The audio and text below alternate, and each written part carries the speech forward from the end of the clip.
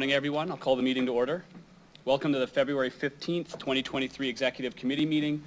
We acknowledge that we are on traditional lands of the Treaty 4 territory, a treaty signed with 35 First Nations across southern Saskatchewan and parts of Alberta, Manitoba, and the original lands of the Cree, the Saulteaux, Dakota, Nakota, Lakota, and the homeland of the Métis Nation.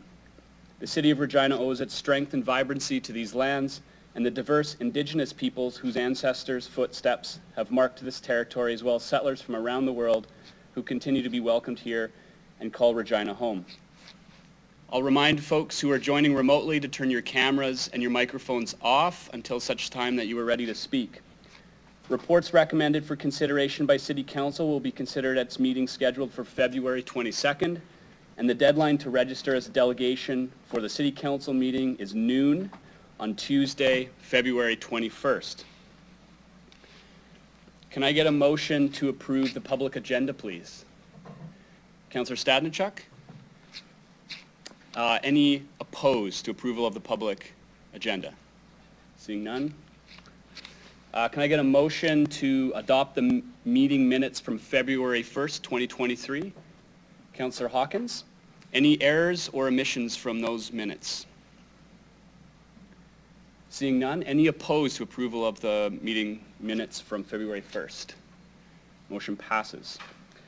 Our first item is EX 23-9, Scar Street Tax Exemption Amendment Approval. We have two delegates with us today, Steve Pinnell with Nicor Group and Gregory Beatty with Willoughby Condominium Corporation. I believe both are joining in person. So if I could ask Steve Pinnell to come down to the front row seats here. I'll turn the microphone on.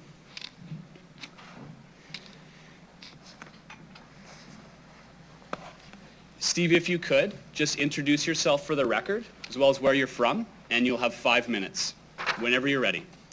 Hi, my name is Steve Pinnell. I'm representing the Nicor Group of Companies. I live in Regina, Saskatchewan. I'm here today to put my support in front of you for the recommendation in front of you from City Administration. I submitted a small report on this, basically just outlining a timetable of events as I understand them. I just want to say that the Willoughby and Duncan building is a great example of heritage properties in Regina in the city core, and that the board of directors and the ownership at large on this has been very cooperative and has worked well with us in trying to get these items accomplished.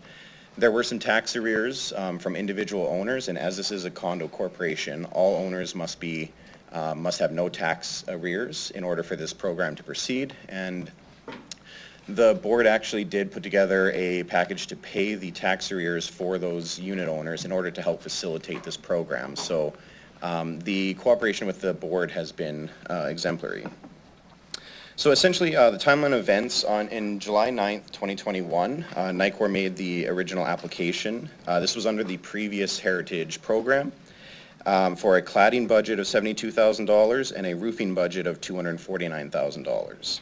On February 23rd, 2022, the cladding budget was submitted to Executive Committee for approval. There was a different budget submitted, but that's not a matter here. Executive Committee approved the recommendation to go to City Council. It was at this time where Nicor realized that the roofing portion of this application had not been included in what was submitted before Executive Committee. So on February 28th, I reached out to the City Administration for clarification and to see how we could correct this matter and move forward. And then on March 2nd, 2022, the City Council approved Executive Committee's recommendation for the cladding budget. So since that time, Nicor has been working with City Administration on how to circle back and effectively get the original application put forward in its entirety to include the roof portion. And that's what you see in front of you today is a recommendation from City Administration to do just that. That would realize an increase in the tax exemption of $138,659.96 over the previously approved amount. Which represents 50% of the eligible costs, and I ask that Executive Committee vote in favor of this recommendation. Thanks a lot, Steve. I'll now open up the floor to questions from committee. Seeing none? Of course. Councillor Zakidniak, go ahead. Hi there. Hi. Can you remind me, I think you touched on this, but when the costs were incurred for the roof? Sorry, I don't have the exact date on that, but these costs were incurred back in 2020, I believe, 21. At the time of our original 2021 application, we did have an approved retroactive request. Again, under the old policy, we had to apply for a retroactive request. There wasn't an automatic one-year period like the new policy. So we did apply for that. We had an approved retro request, and so the work had already been underway during our application, and so we applied for work that was previously underway. Okay, and so just to make sure I understand, this was missed in the original application, and then you folks realized that, and it just took time to get it back to us for, I mean, like, is that a very brief summary of what happened? Yeah, effectively. I don't know the specifics of exactly what the original slip-up was, where only the cladding and not the roof portion went to executive. But once it was at that point, it was like the wheels are turning, and it went to council and got approved for just the cladding. So I brought it up right away with administration, and it's just been time spent working since then on what the proper procedure, do we resubmit under the new policy, or what? And so administration came up with the current recommendation to effectively amend the previous application or approval. Sure, okay, thanks, that helps. That's all I have. Thank you. Councillor Stadenchuk, go ahead, please. Thank you. Through the chair, I'm just curious, how many condo units are in the building? 22? Yeah, 22. Okay. And if this proposal doesn't pass, what would the impact be on you and the condo association? Yeah, so the original project for this was put forward with the hope that we would get the full roof and cladding project 50% tax exemption. If this does not go forward, that full $138,000 would be required to be an additional assessment onto the ownership group. It's not equal share, so it would be by unit factor, but whatever 138 divided by 22 roughly would be the impact on each unit owner on average. Okay, thank you. That's all I have. Thanks. Okay, thank you. Thank you. Any further questions? Oh, go ahead, Councillor Councillor Stevens, thank you very much. Thank you very much. Just in regards to on page 4, it has that you've indicated the Willoughby and Duncan building is located in Victoria Park Heritage Conservation District and was initially designated as part of that district. At the owner's request, the property was removed from that district and designated as municipal heritage property. So are you, if it's in that district, is there no incentives when you're in that conservation district? Through the chair? I'm currently not aware exactly. I know that this building was redeveloped a while back, and that there was heritage applications done at the time when this was converted to a condo.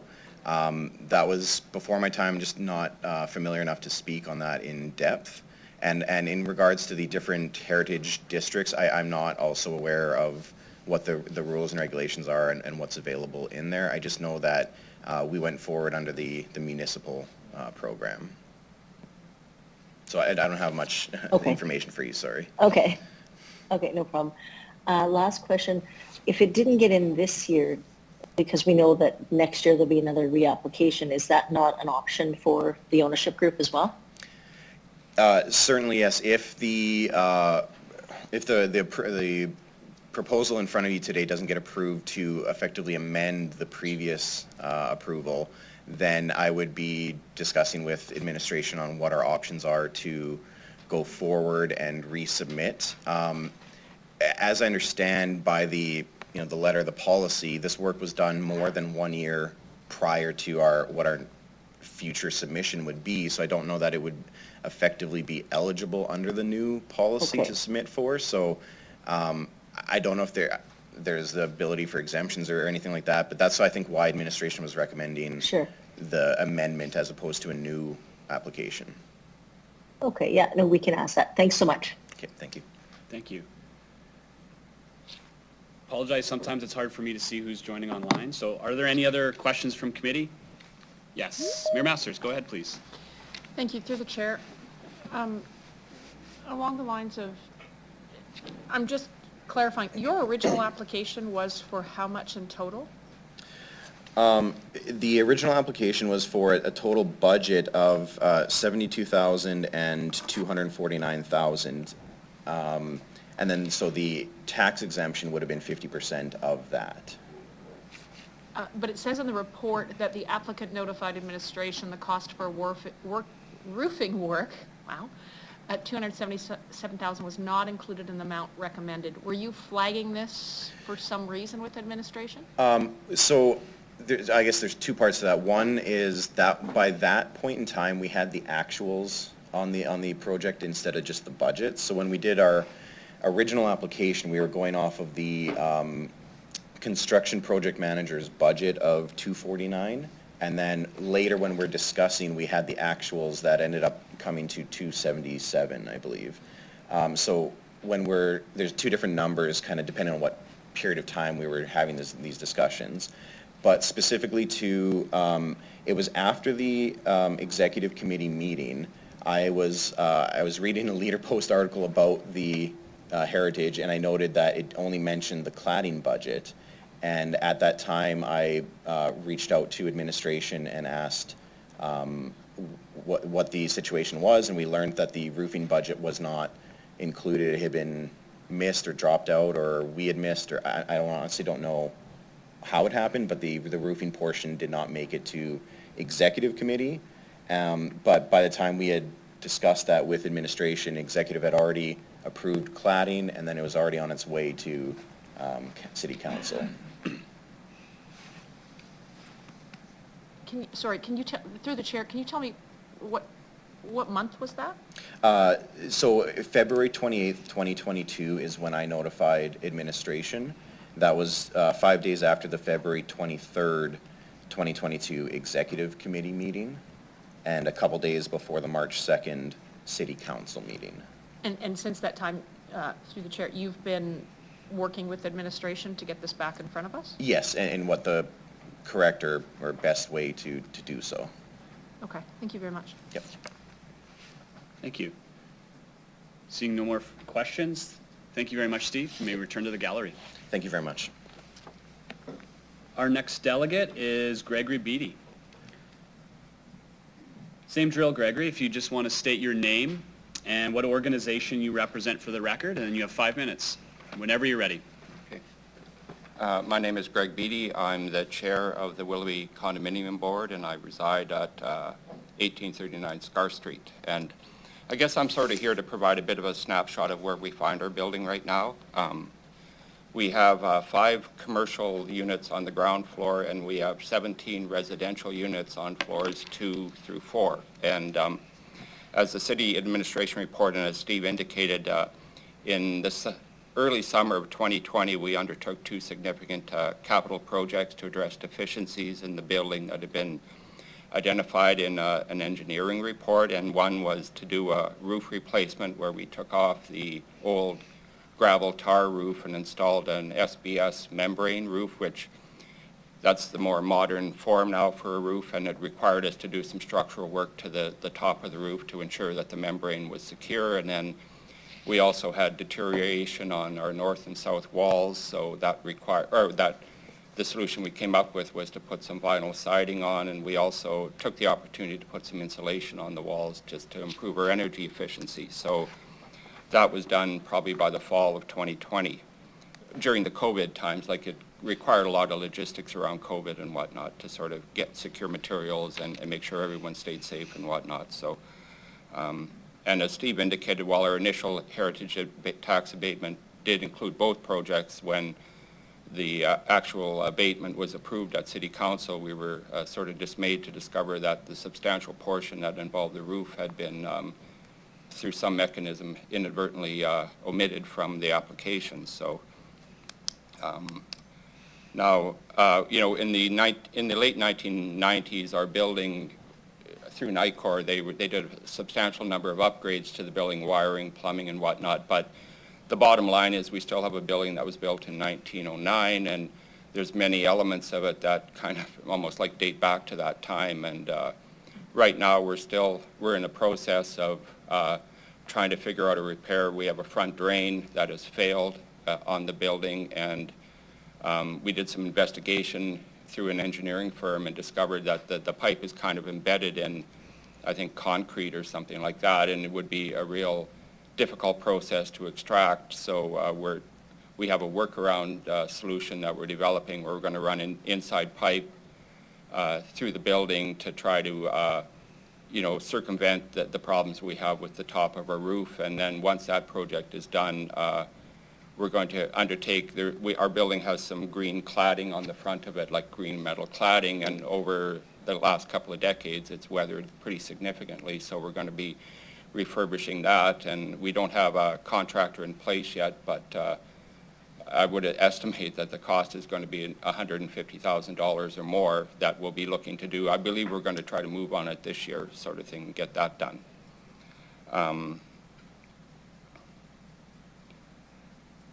And then, you know, longer term, we have a building, like I say, that was built in 1909, and this is the year 2023. The world's a lot different place, and we'll be taking steps to try to ensure that our building remains viable as it enters its second century of life. And one element we're quite concerned about is the energy efficiency of the building. Like, we haven't done a detailed investigation yet, but we have reason to suspect that the front side of our building is insulated with horsehair.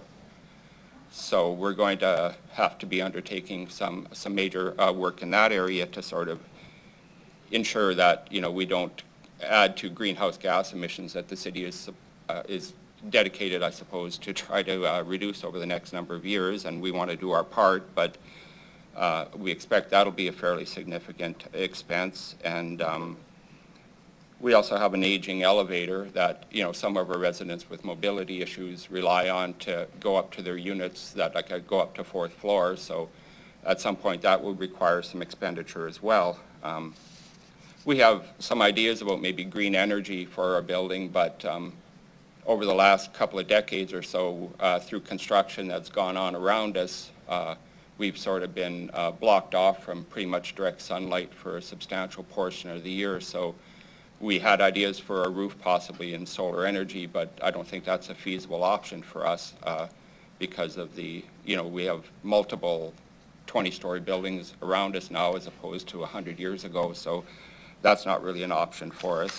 And we'll also be looking to green our heating and cooling system and upgrade lighting and maybe even install some EV infrastructure on our parking lot to recognize that in the years to come that will be the standard. And we have some engineering report that suggests there's some issues on the back end of our building too related to some shifting in the brick there. So that's another project that we'll be looking to undertake in the next while.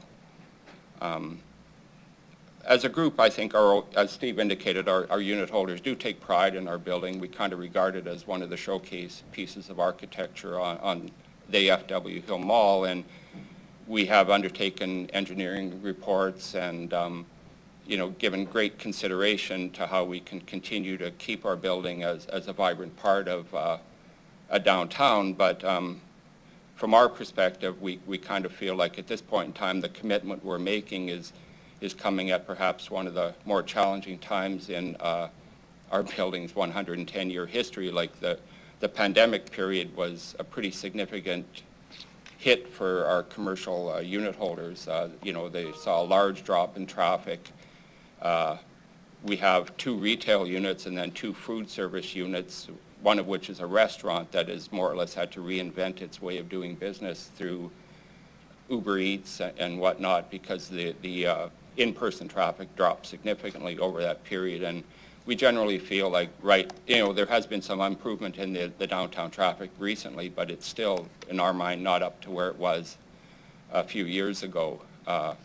We also have one of our retail units, it was abandoned in 2018 by the owner, and we're currently in foreclosure proceedings with that. And initially, like it was in 2018, and we were advised by our management group that we should wait for the city to foreclose on back taxes, but then we got a letter in January 2020 to that effect, saying the city would be moving, and then COVID hit, and that kind of ground everything to a halt. So we kind of had this drag on for a while, and then we finally had to pay off back taxes, and we are undertaking a foreclosure now. I believe it's about 18 months that we're into this process, and then once that happens, we're hoping to be able to find a new owner for the building. But in the interim, with the projects we undertook and the special assessment we applied, we have a $105,000 accounts receivable charge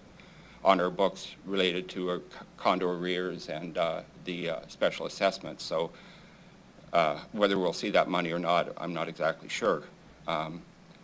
As well, from our perspective as business owners and residents, the downtown has seen a pretty significant deterioration in quality of life over the last few years related to poverty, homelessness, substance issues, mental health issues, and whatnot. And for our unit holders, it's created a fairly concerning issue related to safety and security, and it's also, I think, has sort of led to a fairly reasonable decline in property value in our building, sort of thing. A lot of our condo corp was formed in 2006, and a lot of people bought in during the Saska boom era when prices were extremely high, and from efforts that some unit holders have made to put units up for sale and whatnot and not had any interest, I would suspect that the vast majority of us face a real estate loss right now for sure. Like, our properties are nowhere near the value of what they were paid for. But that's maybe a longer term issue that we'll maybe try to work out. But we are committed. Like, we have done engineering studies. We do work closely with NICOR to ensure our building is structurally sound and is up to appearance, and we do want to take the steps necessary to keep it as a vibrant part of Regina in the 21st century. But from our perspective right now, it's kind of a tough situation, and we would welcome the executive committee and eventually council to reconsider our application and move forward with providing us with the abatement related to the roof work we did in the summer of 2020. Great. So that's all I have to say. Thank you. Thank you. Questions from committee? Your Masters, go ahead, please. Thank you. Through the chair. My question for you is, what was the explanation for the roofing work not being on the exemption application last February? We never did get a hard and fast explanation. I mean, again, this all was going on during the COVID era, and it just never seemed to, well, I mean, I'm not sure. Like, from all I know, all the documents we saw through this process included both the roofing and the cladding. And then, as Steve mentioned, there was an article in the Leader Post, and there were 3 buildings, and the exemptions for 2 of them were well into the 6 figures, and ours was for $27,000. And I was at that point that I was led to believe or learn that that roofing portion had somehow not been included in whatever steps were underway to take it to executive committee and then the city council. I never did hear how that happened. Okay. Thank you very much. Councillor Statenchuk. Thank you. Through the chair, just to clarify, you were referring to the retail in your building, so they actually own, they don't lease that space? Yeah, they're unit holders. Okay. They have their own. Thank you.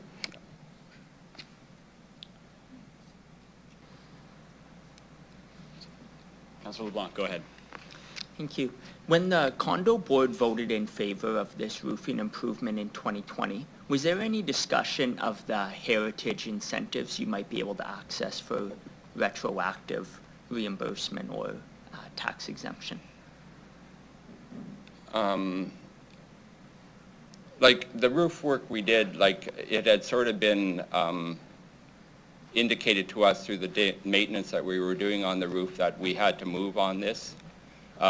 It wasn't like a vanity project. It was something that, not that it was on the verge of failing, but we were advised to move on it as quickly as we can. And we'd already started that process when COVID hit. Like I think we had the contractors out in February 2020 to inspect the site. And I believe there was a mention that, well, you know, I'm not up on the details of, I know the city was reconsidering its heritage approach and that there was an existing plan and that there would be a new plan, but it was our understanding that there had been retroactive approval given, like we had some leeway to apply after the fact and that would be considered by council as a legitimate application under the heritage provisions. Great, thank you.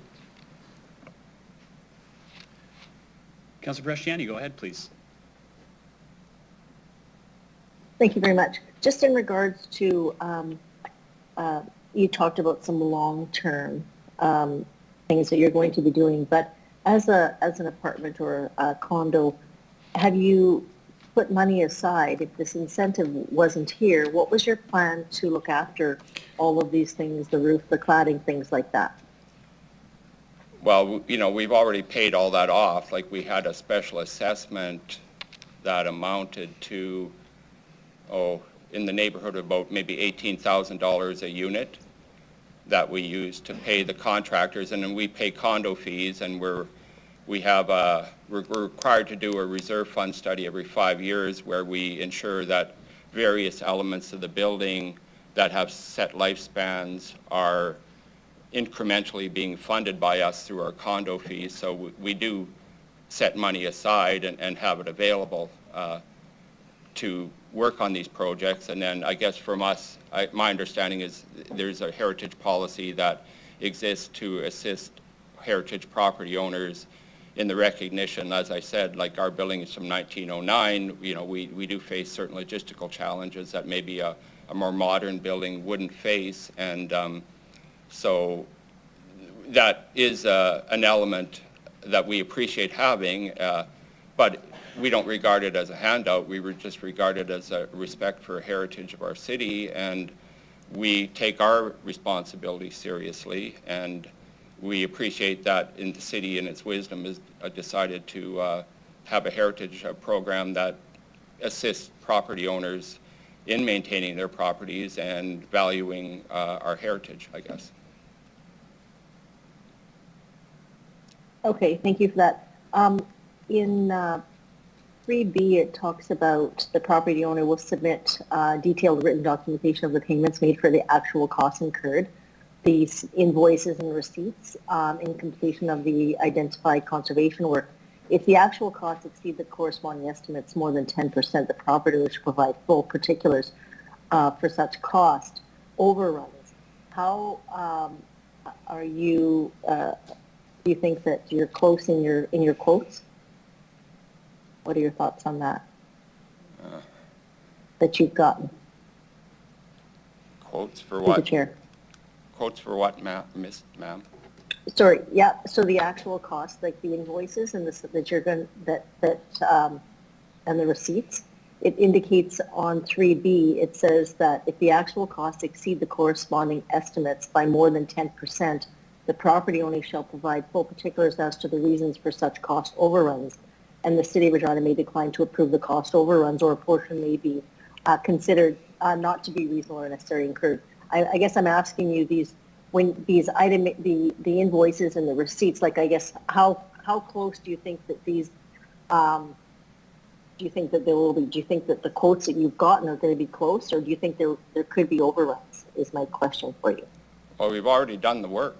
It's all paid for. We've all received the bills and everything. So yeah, and there was some leeway because, as I said, we were switching to a different type of roof, and there was some uncertainty as to how much, if there was damage to our roof deck that might have to be repaired, or there there had to have been some some steps taken to readjust the roof a little bit to apply for, so that the membrane could sort of be secured on the roof. And that was kind of an uncertainty that until the work was actually done, that we weren't sure how much that would cost. So, we did have estimates, but there was also an uncertain factor built into it based on what the contractor would find when they actually got into the roof, and if they had to do some repairs, or how much adjustments would have to be made to the structure of a roof to accommodate the membrane. So it was kind of there's always, I think, almost every construction project, especially when you're dealing with a lot of unknowns, there's a little bit of that has to go into it, I think, and that's what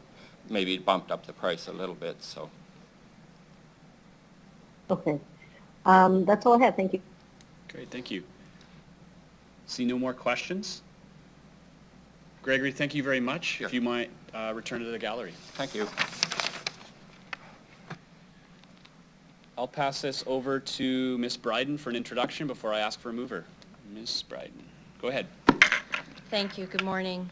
Through you, Mr. Chair, the report before you, as the delegation spoke to, is a recommendation to correct previously approved exemption approved by Council last March. The original exemption of $27,120 was approved for 1839 51 Scar Street, the Willoughby and Duncan building, and omitted the cost of roof repairs that had been completed by the condo association. NICOR Developments, on behalf of the owners, has requested that City Council cancel the tax exemption and approve the revised total of $165,780.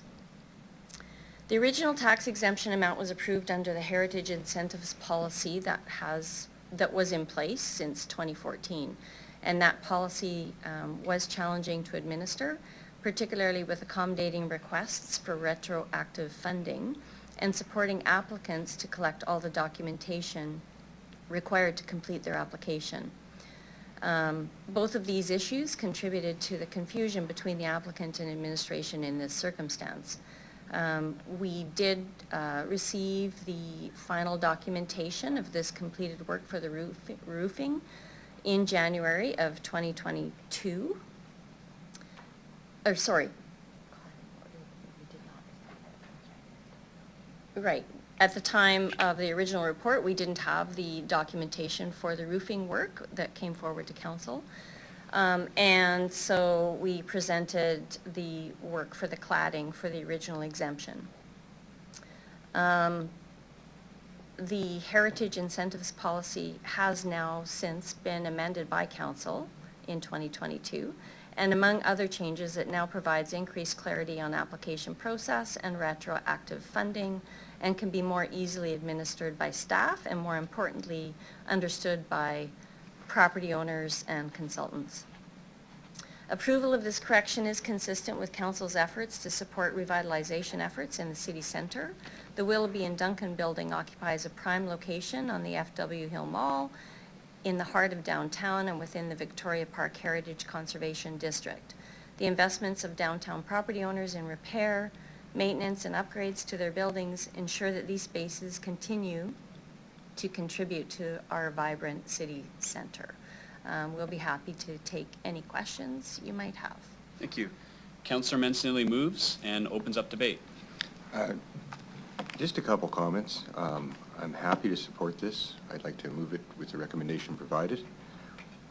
Quite often I've stared at a lot of the heritage files we've debated and wondered what I'm really supporting for heritage. This is clear.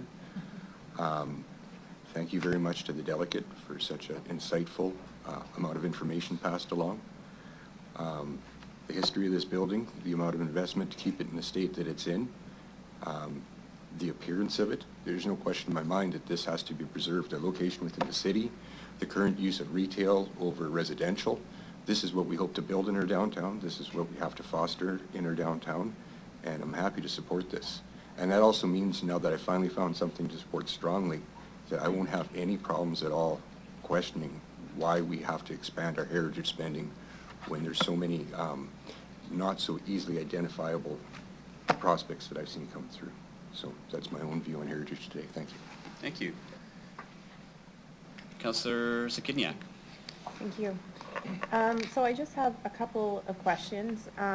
So looking at the recommendations on page 1 of the report, 3B says, talks about detailed written documentation, and if costs exceed by more than 10%, and I realize this is a bit of a special situation, but I just want to make sure that there were full particulars provided according to what's outlined in 3B.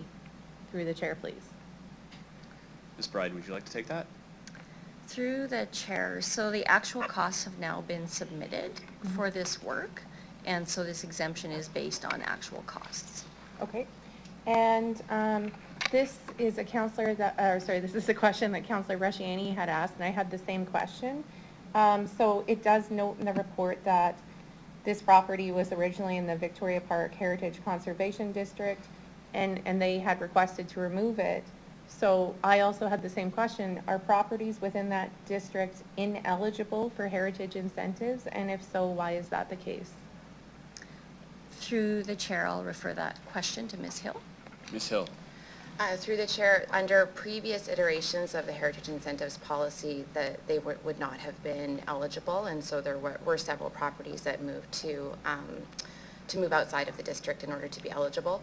The other important fact there is there's a matter of describing the character defining elements that are particular to a specific building as opposed to the district as a whole, and so allowing for that specificity and the repairs to be undertaken accordingly. Okay. And so I heard you say previous. So is it now that the case that properties within that district are eligible? Has that changed then? Yes, through Okay. the chair. Okay. And then the last question is on page 5 in the decision history. It notes that a signed agreement has not been submitted and a bylaw has not yet been passed.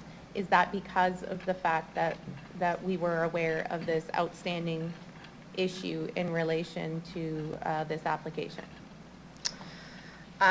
Through the chair, it's two things. There were some challenges to receive all of the required signatures from the condo owners, because each owner is required to be in agreement with the city.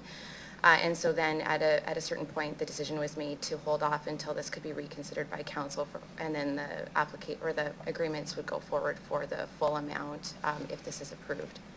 Okay. All right, thanks. That's all I have. Councillor Stadenchuk, go ahead, please. Yes, through the chair, I am curious, because we have invested over the different time periods, we've invested quite a significant amount for this property. What is the total value of property taxes from that property? Do we have that information? Who's got that? I'll maybe ask Mr. Adegeye to answer that. Got the right light? Yeah. We'd like to take that up there.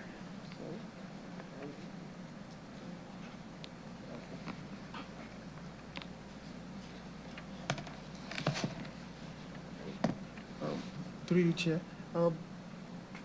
The total eligible tax exemption is going to be 165,780. But are you asking for the total from previous years? Well, just to get a sense of what the property tax for that entire building is, yes. Yeah, the total. I didn't hear very well, sorry. Oh, yeah. Sorry, I can't get it. Total. Okay. The annual property tax is about 340,000. We don't have that anywhere.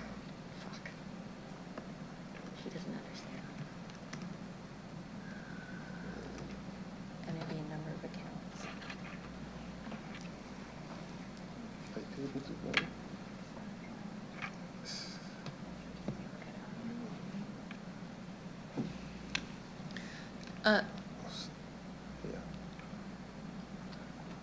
Through you, Mr. Chair. I don't see that in our Q&A, but we can certainly get that information from Okay. council. I'm just, the reason I was asking is just I'm kind of getting a sense of, you know, we've given an, you know, since 1999 or 2000, some tax exemptions. So what this exemption would be would still be just a portion of what we actually collect from property taxes. Is that correct?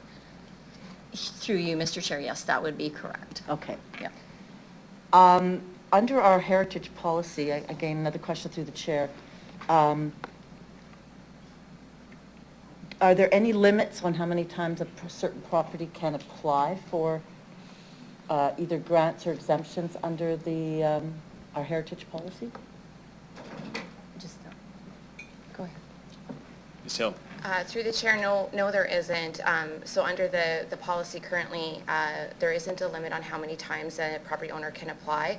However, we do have an adjudicated process, and so we are looking at prioritizing on the basis of the need, and in some cases, if somebody has received multiple exemptions, that would be something that we would look at in terms of the prioritization of that request.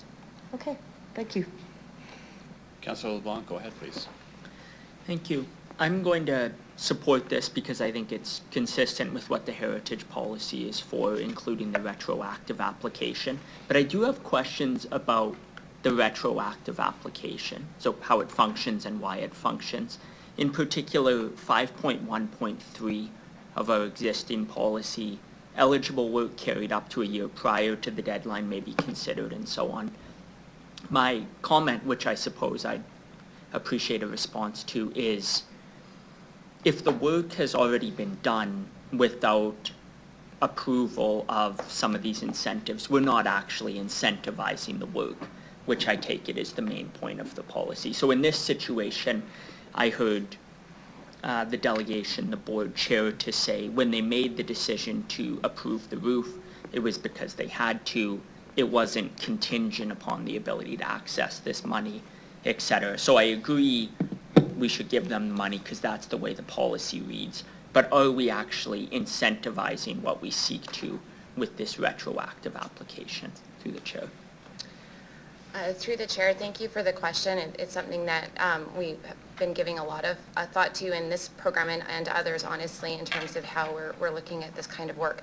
I think in this case, the incentive is actually meant in terms of an incentive to designate. And so we're asking for property owners to agree to conserve their properties over the long term. And then they are looking to us for flexibility in terms of how they make those investments. And sometimes they are those urgent requests or preliminary work that has to be done in order to make their application. And so this is the balance that we've come to.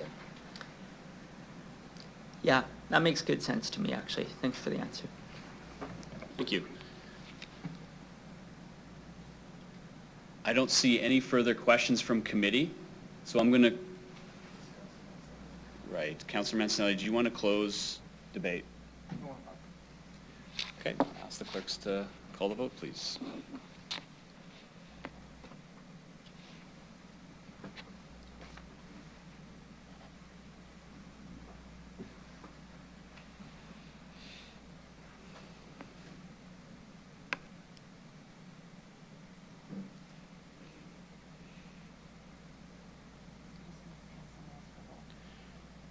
Councillor Moll, you'll have to vote just by stating your position on the phone. Yeah, Councillor Moll, in favor. Okay, thank you.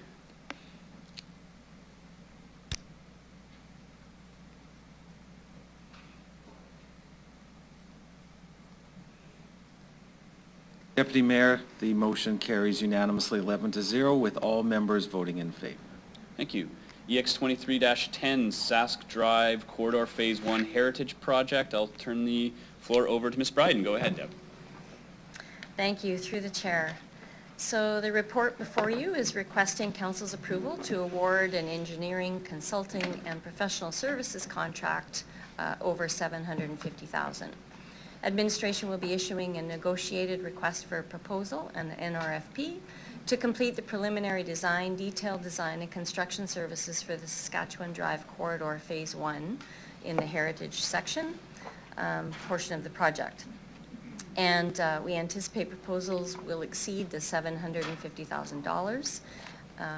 The project limits for Phase 1 extend from Broad Street to Winnipeg and includes underground and surface work improvements required to revitalize Saskatchewan Drive. This phase is the first of 3 phases identified through the Saskatchewan Drive Corridor project, and we'd be happy to answer any questions you might have related to this project. Thank you. Need a mover and a first speaker. Councillor Zakidniak, go ahead. Oh, I didn't even press it yet. Oh, I saw your finger going there. Okay, I do have some questions, and yes, I'll move the report. So on page 2, under the environmental impact section, I just have a question about how this will be accomplished. So the last sentence says, the energy and greenhouse gas implications associated with this project will be explored in the design phase, and efficiencies or opportunities to lessen these impacts will be implemented. Do we have a process in mind for that, or is that just an aspiration at this point? Through the chair. Through you, Mr. Chair, I'll refer that one to Ms. Gaismo. Go ahead. Through the chair, I think as we review the submissions through the contract, and because it's a negotiated contract, we'll have some ability to work with the contractor to see what is available within the project scope that can achieve those objectives. Sure, okay. There's an interesting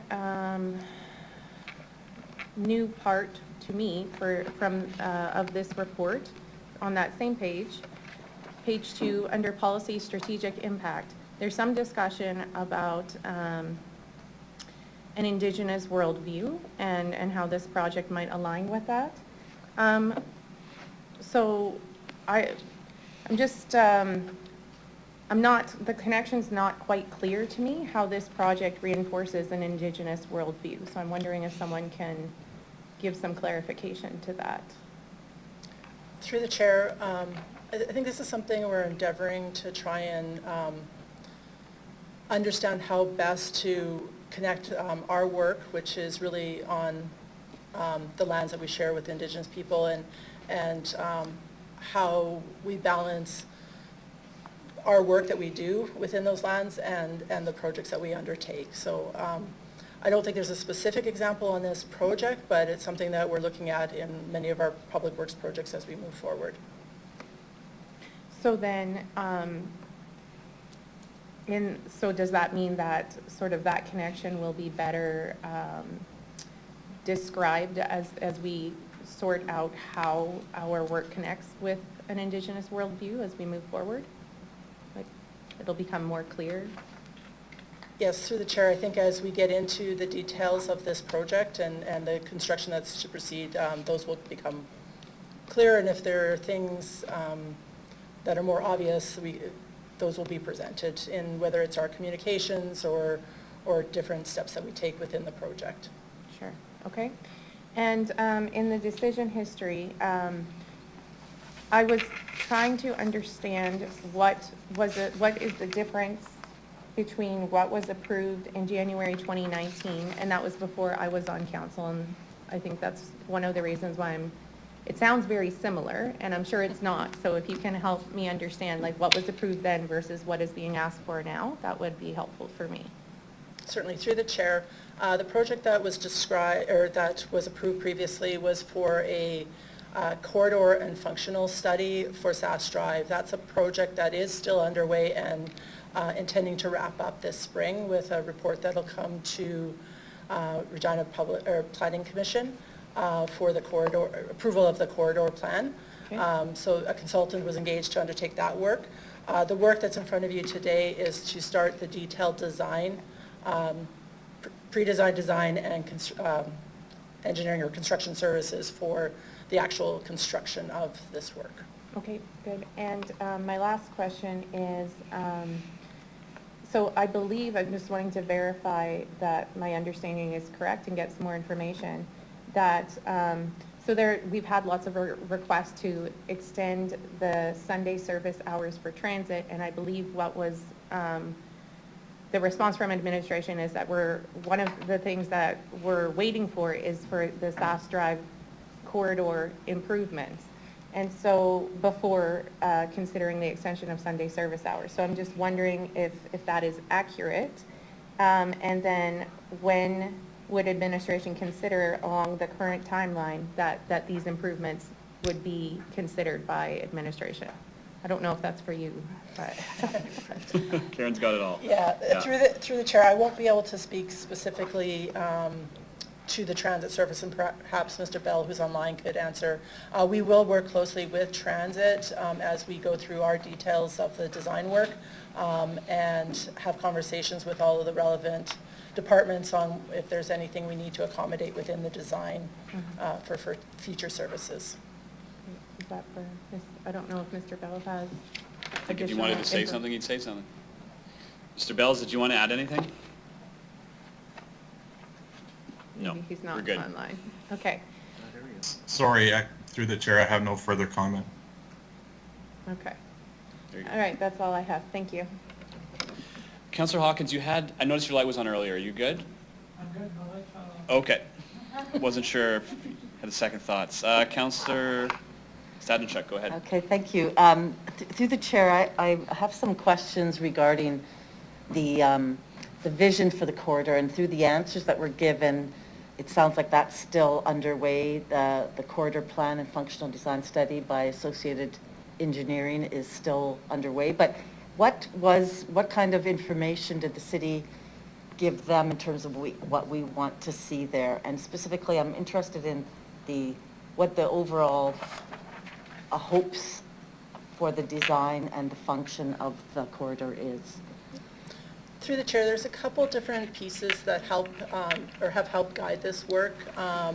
The downtown neighborhood plan, for example, describes different grand avenues through the downtown. SAS Drive is one of those. So that provided some detail on the amenities or the vision for what a grand avenue would be. We've also done two public consultations and a number of surveys that the public had opportunities and stakeholders had opportunity to provide input on what they would like to see. And then there are certainly our transportation master plan and the official community plan that also provide additional guidance to what's needed not only to serve today but for our future population and growth of the city.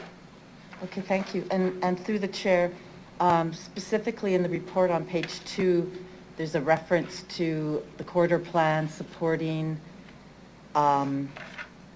there's reference to public transit, but I'm not sure where we are with that, but also promoting a range of transportation choices through new and improved active transportation infrastructure. So I am quite interested in that because I've heard some chatter on social media that this is just going to be another speedway, that it's not going to be, a beautified drive or available for cyclists or a safe place for pedestrians. So I'm wondering if you could comment on that. Yeah, through the chair, not to preclude what you'll see in the corridor plan as it comes forward, but what we are looking at are wider sidewalks, multi-use pathway along SAS Drive. While we will look for improvements for traffic capacity, we're also looking at implementing things like restricted turning movements and things like that to improve safety along the corridor, as well as there are amenities like trees and other things that will help with the beautification of the public realm and things like that along there. So a number of additional elements to what we see out there today. Okay, thank you. I'm really excited about that. And through the chair, just one more question. So this is just for the first part, which is the heritage neighborhood. Would there be any specific requirements for the heritage neighborhood that would be different from the rest of the Saskatchewan Drive? Through the chair, through the corridor study, we did look at this corridor somewhat in 3 different sections because they do have 3 different unique characteristics. But there's a lot of similarity between all 3 phases or areas along the corridor. We look to try to put as many of the same elements in there, like the pathways and wider sidewalks, safety elements. But they do have kind of their own unique, how much land they have, how much space we have to use, Right. things like that, will influence the ultimate design.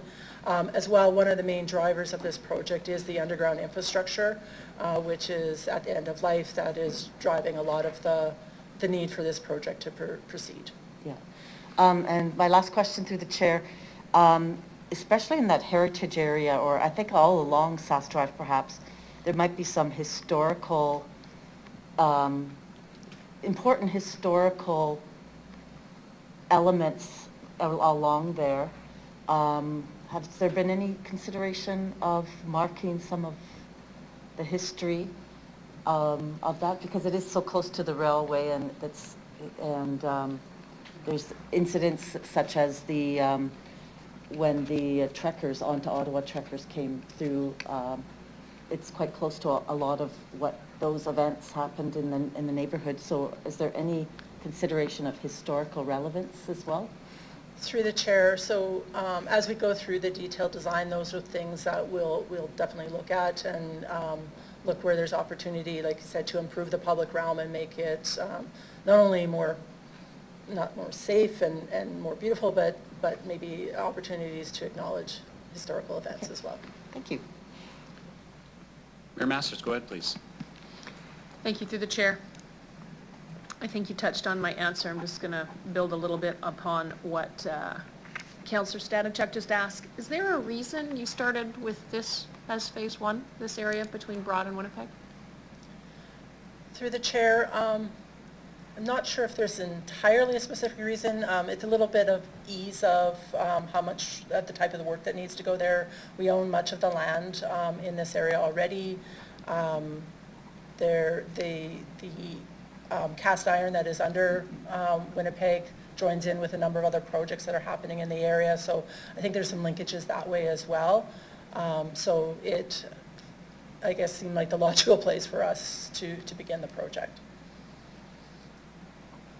Thank you for that answer. When does the work on 11th Avenue begin? Through the chair, I don't know if I know all the answers. Perhaps Chris Warren, who's on the line, can help. I believe the design work is nearing completion. There may even be some preliminary work, but I believe it starts next year as well. 2024? Yes.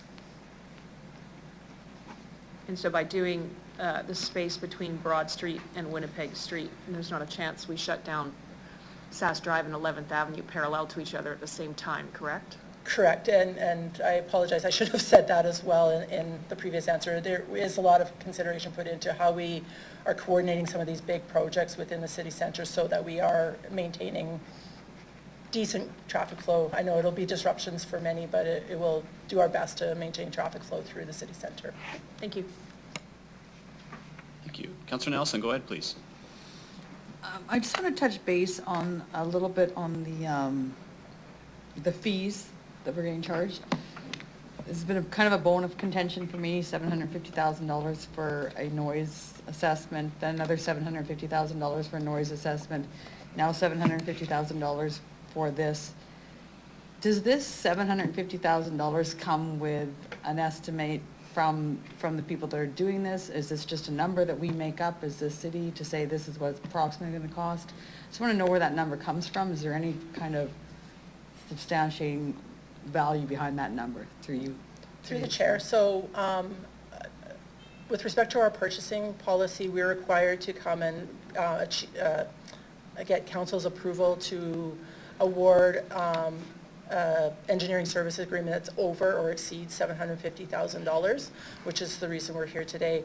The overall construction value for this project is estimated to be $15 to $20 million. Engineering services for this type of project are typically in the range of 10% of the overall construction costs. Okay. That's what I wanted to know. Thank you very much for that. Councillor Mancinelli. Thank you, through the chair. I note there's a number of small businesses that border the street we're talking about right now. In the past couple of years with major projects like this, it's been through media of businesses incurring serious problems from this type of construction. Have you learned lessons from past projects, and have these businesses been considered, contacted? Is there a process for this, and is this being thought of? Through the chair, certainly.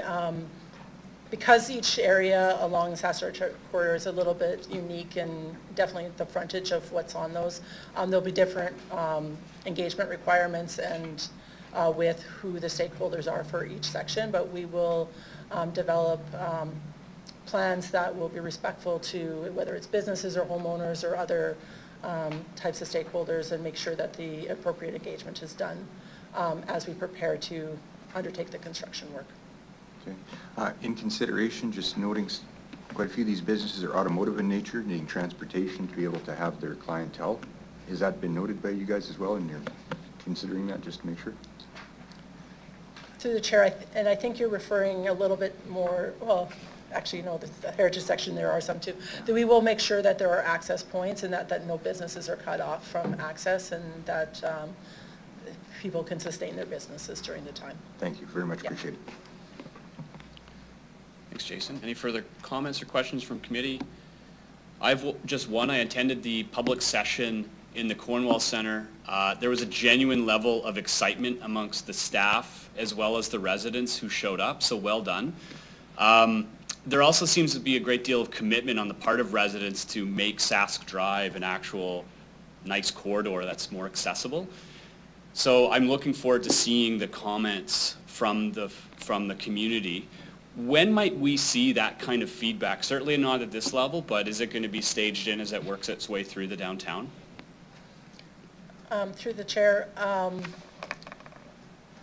not sure if I know exactly how to answer. I mean, you'll certainly see some of the responses and the feedback that we received as we bring forward the corridor plan for review. We'll make sure that we highlight some of what we heard and if there were any concerns or generally what the feedback was. And then I think through communication opportunities as the project gets going, we'll have opportunities to express what we're trying to achieve and how this is in response to what we heard. Great, thank you. Okay, I'll ask the clerks to call the vote. Right, Shannon, do you have any final comments? Okay. Sorry, normally we don't do that at committee as much, but yeah, thank you. All right, let's call the vote.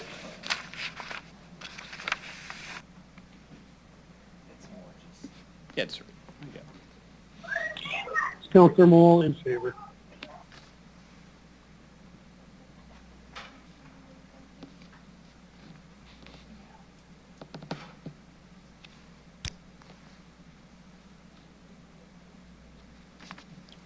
Deputy Mayor, the report carries 11-0 with all members voting in favor. Thank you. EX 23-11, 2023 budget implementation update. Ms. Anderson, go ahead, please. Through the chair. Council asked administration to return in Q1 with the plan to reduce 2023 operating expenses by $2.9 million in ways that were ongoing, did not negatively impact future years' budgets, and did not negatively impact service delivery to our residents. Because it takes time to actualize the savings, not just identify them, we put a plan in place as quickly as possible, and we are here today to share that plan with you. I have all of the executive leadership team here with me today because we did this work as a team, and we brought forward staff from across the organization. Basically, ideas were brought forth and vetted through a decision matrix that evaluated criteria such as time to realize cost savings, impact to residents, and then brought to the leadership team for discussion and final decision. I would like to thank all staff for their hard work in identifying the cost savings and for the hard work yet to come in realizing them. In addition to the $2.9 million in ongoing savings, I also asked administration to identify another $625,000 one time to cover expenses related to the warming bus and the emergency shelter. I highlight this because throughout the year, administration continually evaluates the budget against our actuals to ensure that we are balancing it. So ongoing cost savings will be realized through 5 broad buckets. The first one is reduction in travel and training, with a commitment to ensure any mandatory training is not compromised, a reduction in consulting fees, accelerating operational efficiencies that will not impact service delivery, the implementation of a strategic FTE vacancy management plan, which will reduce salary and benefit costs, and leveraging alternative funding sources to fund the Vision Zero program. The one-time cost savings of $625,000 will be realized through cost savings related to the implementation of the biweekly solid waste collection in September 2023. And then the motion also asked that administration return with quarterly reports outlining the measures implemented. Administration recommends that rather than adding 3 additional quarterly reports, we incorporate this work into the established budget process. Thank you. Councillor Mancinelli moves and opens debate. Thank you. Appreciate the work. Thank you for finding the savings. Budgeting is one aspect of what we have to achieve here. There's also succession planning and other aspects of administration that have to go on and make our city successful at times. I have a little bit of trepidation about this.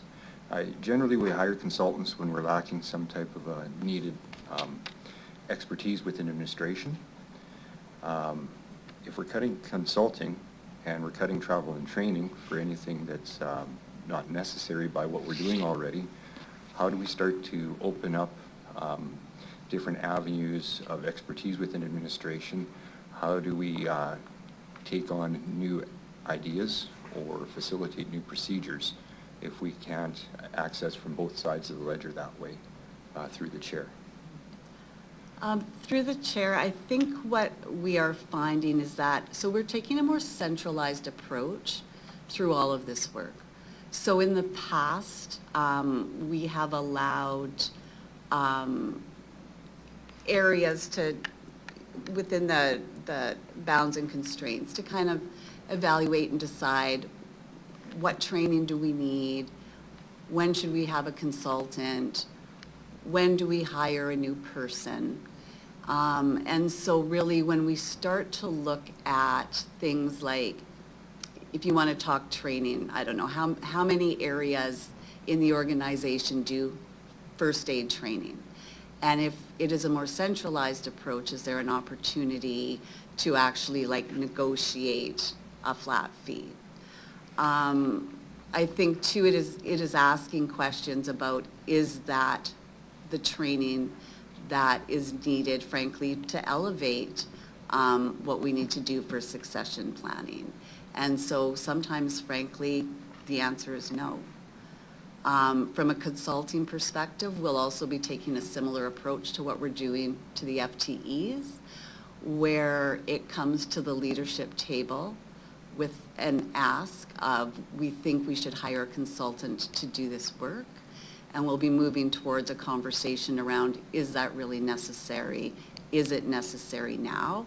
And so I think we can both work at strengthening, I would say, the ability to grow and support our staff while putting into place, I would say, better oversight of how we're doing that. And through that, we'll realize cost savings. Thanks, I appreciate that. When you have 2 buckets and 2 amounts of money, it looks like a very binary conversation. There's a lot of depth there, and I think I understand through your explanation how you're weaving that through. Appreciate it. Thank you. Mayor Masters, go ahead, please. Thank you. Through the chair, building upon Councillor Mancinelli, perhaps the idea is, for example, on training and development, I appreciate the idea of centralizing and actually having discussions also from an intersectionality of departments, so we haven't got quite so many silos. But in terms of innovation, does cutting training and development or, travel and training or consulting limit your ability to innovate? I think I will better be able to answer that at the end of this year when we actually have a better idea as a leadership team of frankly what we're using that funding for. I mean, of course, the more resources we have, you know, the more ability we have to do things. I also would, I think, like to highlight that not all training and succession planning has to come from outside the organization.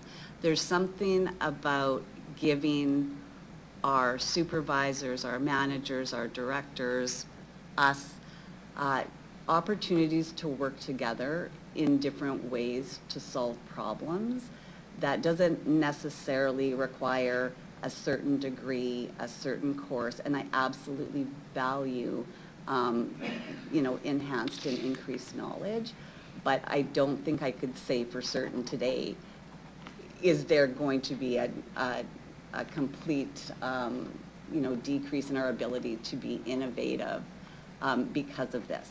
I think I would also say that we're trying to use some of our partnerships externally to help us with kind of the innovation and creative space. We've got lots of organizations within Regina that have come forward to let us use their space to kind of show us things that they can help us with, whether it's post-secondaries. So I think there are other ways to be innovative and creative.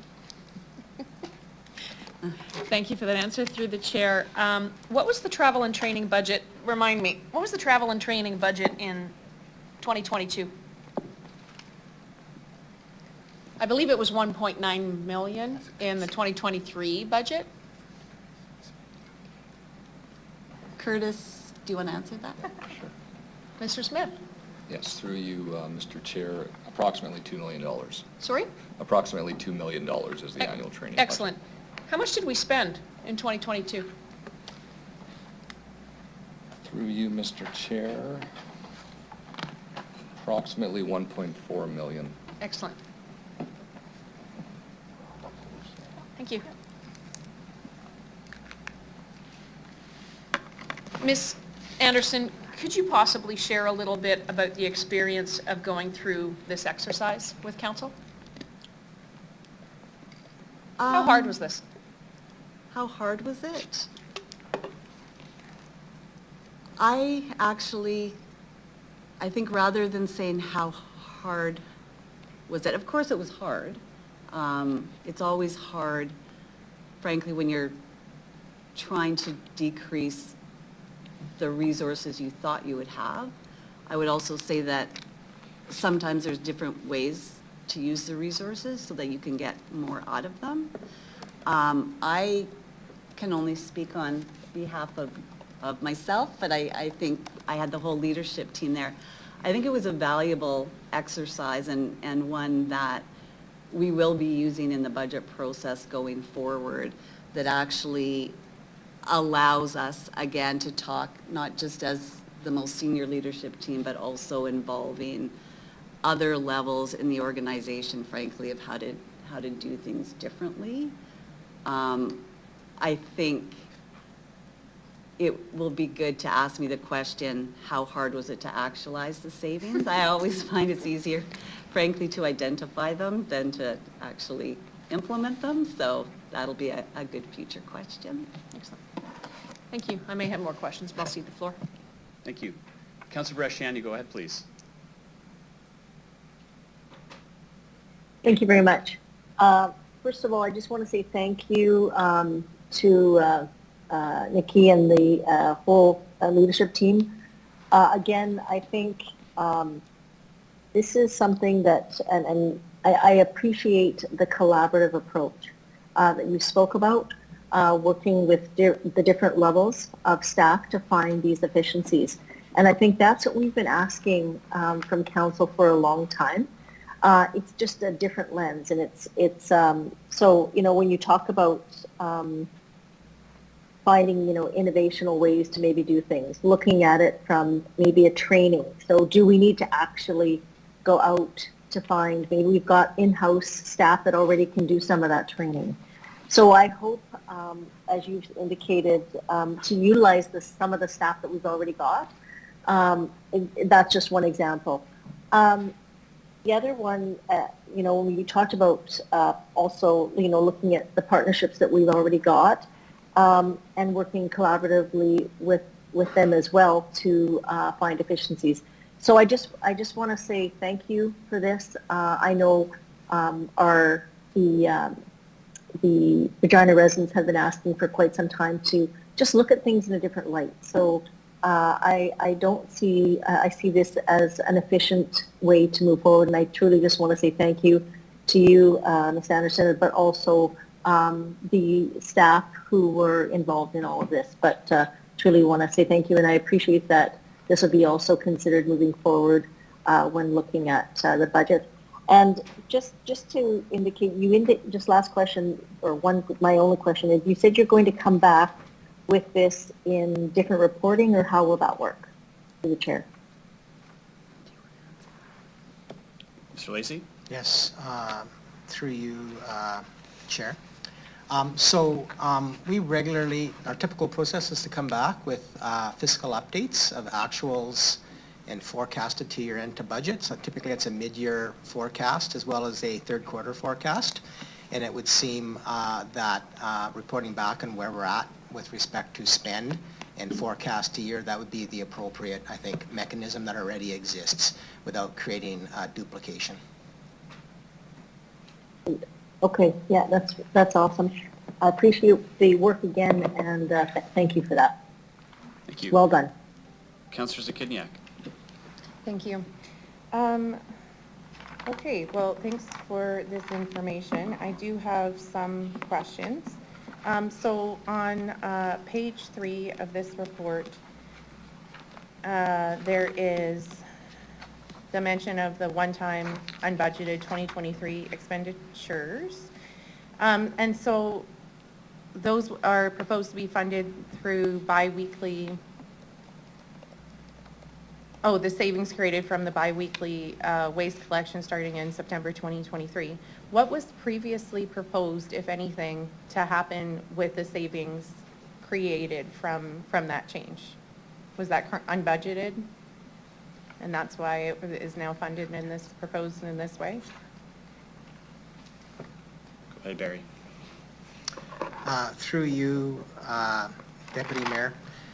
So Council might recall, as part of the budget process with the changes in the bi-weekly solid waste collection, that when we looked outwards in 24 and outwards, we are capturing ongoing savings with respect to the mill rate, with respect to that change in our processes.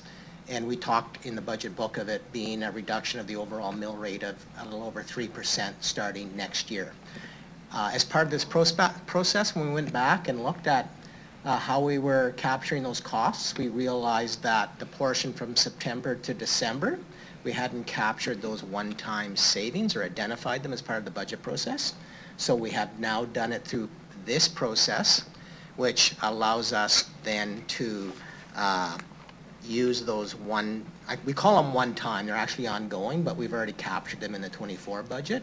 We didn't capture them in the 23 budget just for those last 3 or 4 months of the year. So now we're capturing them, and we'll be using those savings to offset these unexpected savings related to the warming bus and the emergency shelter. Okay. So to summarize, to make sure I understand, there was not a plan for there wasn't an existing plan for what to do with these savings, so they had been uncaptured, as you noted, so this is the proposal of what to do with them. Through you, Mr. Chair, that's correct. Okay. Okay, so some other questions. So in the discussion on page 2, it says, so the request was to find savings that do not negatively impact service delivery. And so when I see in the chart below the 25% reduction in travel and training with a mill rate impact of $500,000, I find it difficult to say authoritatively that that will not negatively impact service delivery. Is there, is there additional information you can provide for me to help to understand like why we can be confident that that won't have a negative impact? Through the chair, I think I mentioned in my opening that any mandatory or required training would not be compromised. And so frankly, that would stay in. And then again, going through more kind of centralized conversations around what kind of training is needed, both as a minimum and frankly to maintain our customer service levels. That will ensure that we're not reducing training that will negatively impact service delivery. And frankly, a good portion of our staff training is done in-house by staff and through ongoing performance conversations. Okay. And another question that came to mind as I was reading this update is, so we were told by administration during our budget deliberations in mid-December that the belief was that all available efficiencies had been found, and that this budget was, I believe it was called like the leanest that administration was able to offer based on work they'd already done. So how is, can you help me to understand how, like just a couple of months later, it was, I'm not saying an easy task, but able to identify 2.9 million additional potential efficiencies in just 2 months. So how could that have changed so drastically in such a short time? That's another question that I have. So, I mean, if you want me to go through the 5 buckets. No, well, I see that, but I also. So I can talk you through how we did it in 2 months, and Sure. I tried to explain that in the opening, but I can kind of go through it again. So travel and training, consulting, operational efficiencies, salary and benefits, leveraging alternative funding sources. A lot of these items were decentralized and kind of determined at the department level. So again, bringing it to a more centralized approach will allow us to make sure that there's not duplication, and frankly to make sure that there's clarity throughout the organization on what our priorities are. Okay. Is the reason why we don't have additional information about how these savings will be achieved in these different areas, is it because that information doesn't exist yet? And although you've identified the targets in the different areas, the work plan to achieve the savings is still being completed? Is that why there's not additional information, or is there a different reason? Through the chair, we have identified some of them. I would say that that is the administrative day-to-day how we do our work, and so was not included in the work. If you feel that you need an example or two, I can certainly provide those to you right now. Sure. Okay.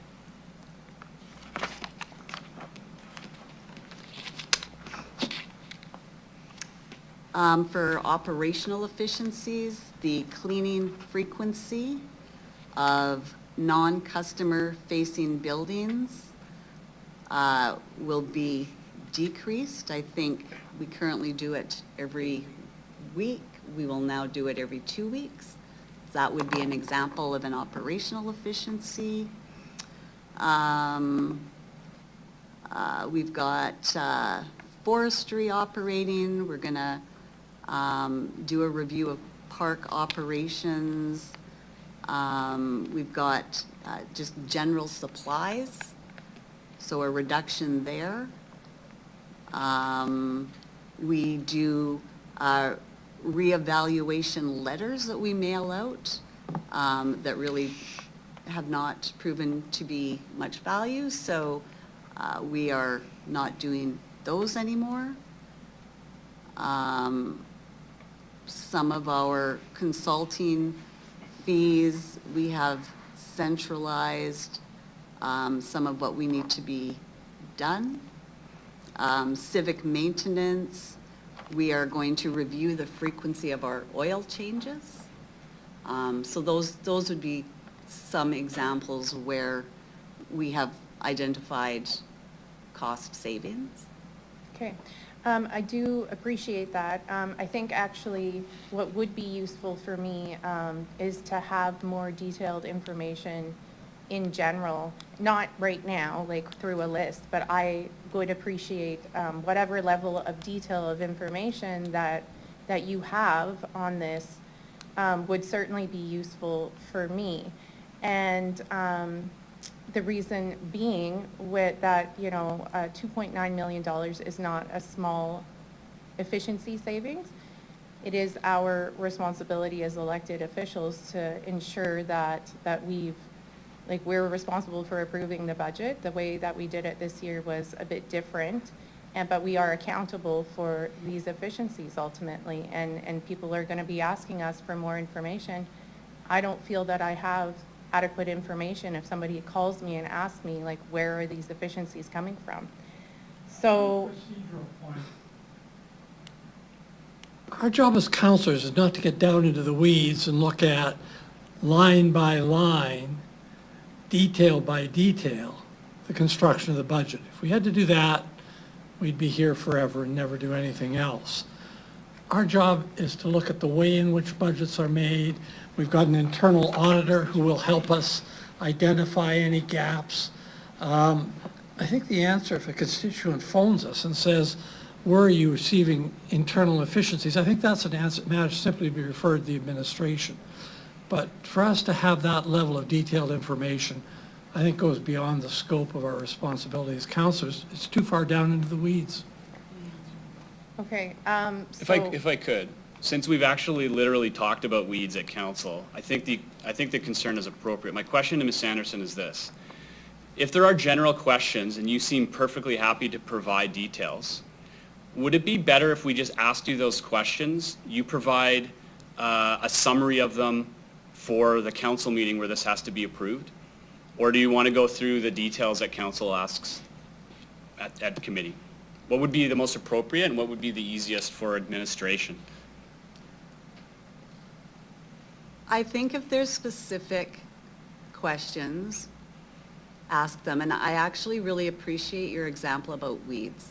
Because that's frankly one I would never, ever, ever, ever change and say that it does not impact the resident experience. We can talk all we want about the benefits of naturalization. I know for a fact that there is not unanimous love for that. So when we went through the exercise, when we used the matrix of will it impact the resident, something like naturalization, yes. Something like an oil change in a vehicle, no. okay. So, a few points here. When we are approving the budget, and this is related to the budget, we actually do have the ability and responsibility to delve into the budget in a line-by-line way, if necessary, to ensure that we're approving a budget that makes sense. So I do appreciate the examples. They'd actually be most helpful for me, not verbally, but in a written format.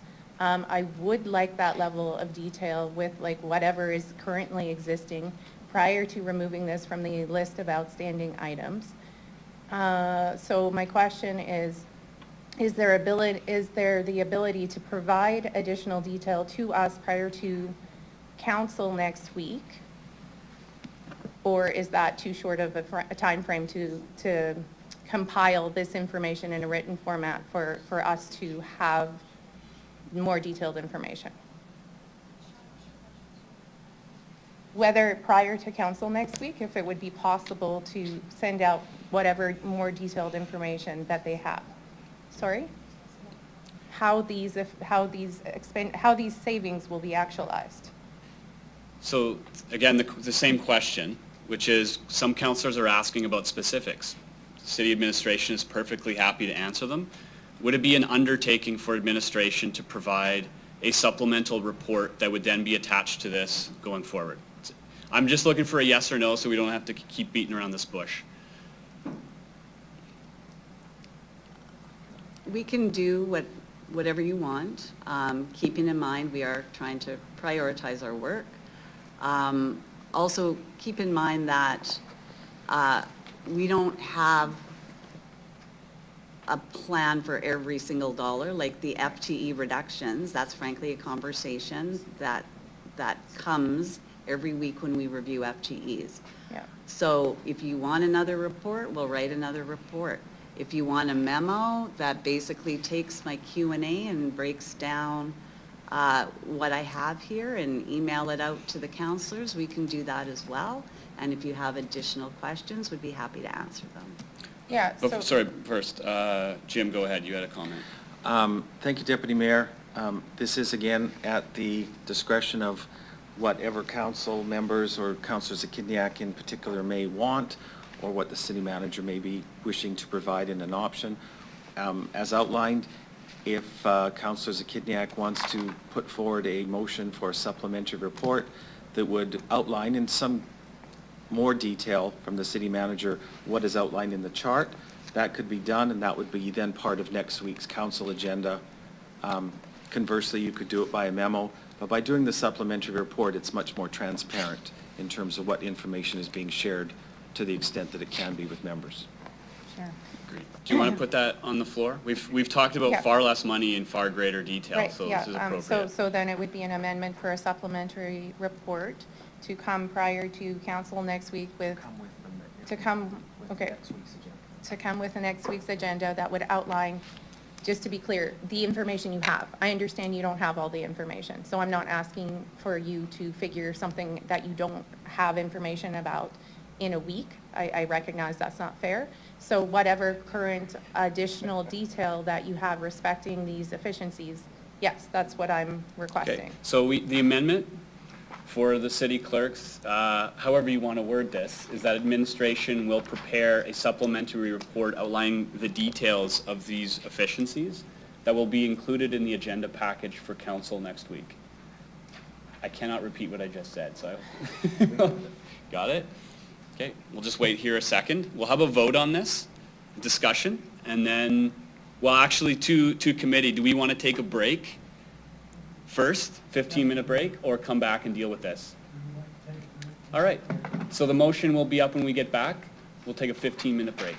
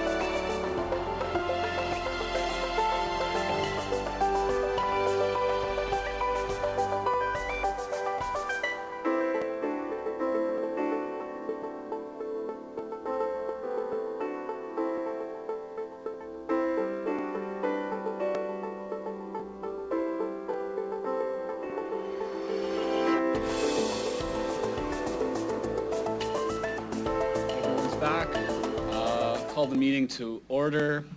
Councillor Zakidniak, on your amendment, 3 minutes, please.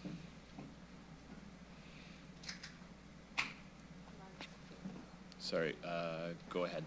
Okay, thank you. Okay, so, so the amendment is up on the screen, and so I just want to note that I'm not comfortable recommending to council to remove this item from the list of outstanding items without additional information. I'm not proposing to hold anything up. I'm not asking for any information that administration doesn't already have. So it sounds like it's simply a matter of copying and pasting from like a Q&A document and whatever information it already exists to put into a report that will be helpful for me, but I also think helpful for residents from the perspective of transparency and accountability. Folks are going to want to have, we can assume, some folks will also want additional information about where some examples of how these efficiencies will be found. So I think what I'm asking for is fairly straightforward and is certainly in the interest of transparency and accountability, which I hope we can all agree is very important for the effective functioning of our council and our city. I think that's all I have. Thank you. If I could ask committee, can you put your hand up if you wish to speak to the amendment? I see blinking lights here, but if you could put your hand up, I'll just go. So got the mayor. Who else? That's it for now. Councillor Hawkins. So out of fairness, I'm just going to move from one end to the other. And Councillor Bresciani. Okay. We'll start with Mayor Masters. Go ahead, please. Thank you, through the chair. I don't support the amendment, and in part because this is part of the day-to-day. I agree with Councillor Hawkins in terms of getting to a level of detail, which from an oversight perspective is unnecessary, and just creating, frankly, more work than another report. But I do have a question for administrations. Ms. Anderson, in terms of the ongoing efficiency review that was performed and approved by council, I believe, at the beginning of last year, I know that there's work being done internally. Can you perhaps share with council how you intend to report on efficiencies from kind of on an annual basis for council? Ms. Anderson, go ahead, please. Thanks, through the chair. When I was looking at kind of how administration talks about efficiencies and reports on that, it was with a focus on the consultant report and on very specific items pointed out only through that report. And I think my concern was that as administration, we should be showing up every day looking for other efficiencies and frankly able to articulate and report on them. So moving forward through, again, the regular budget process, we will be reporting on efficiencies actualized throughout the year. So that will include both those through the consultant report and other ones that we have implemented throughout the year. Do you have a specific time of year that you would be doing that?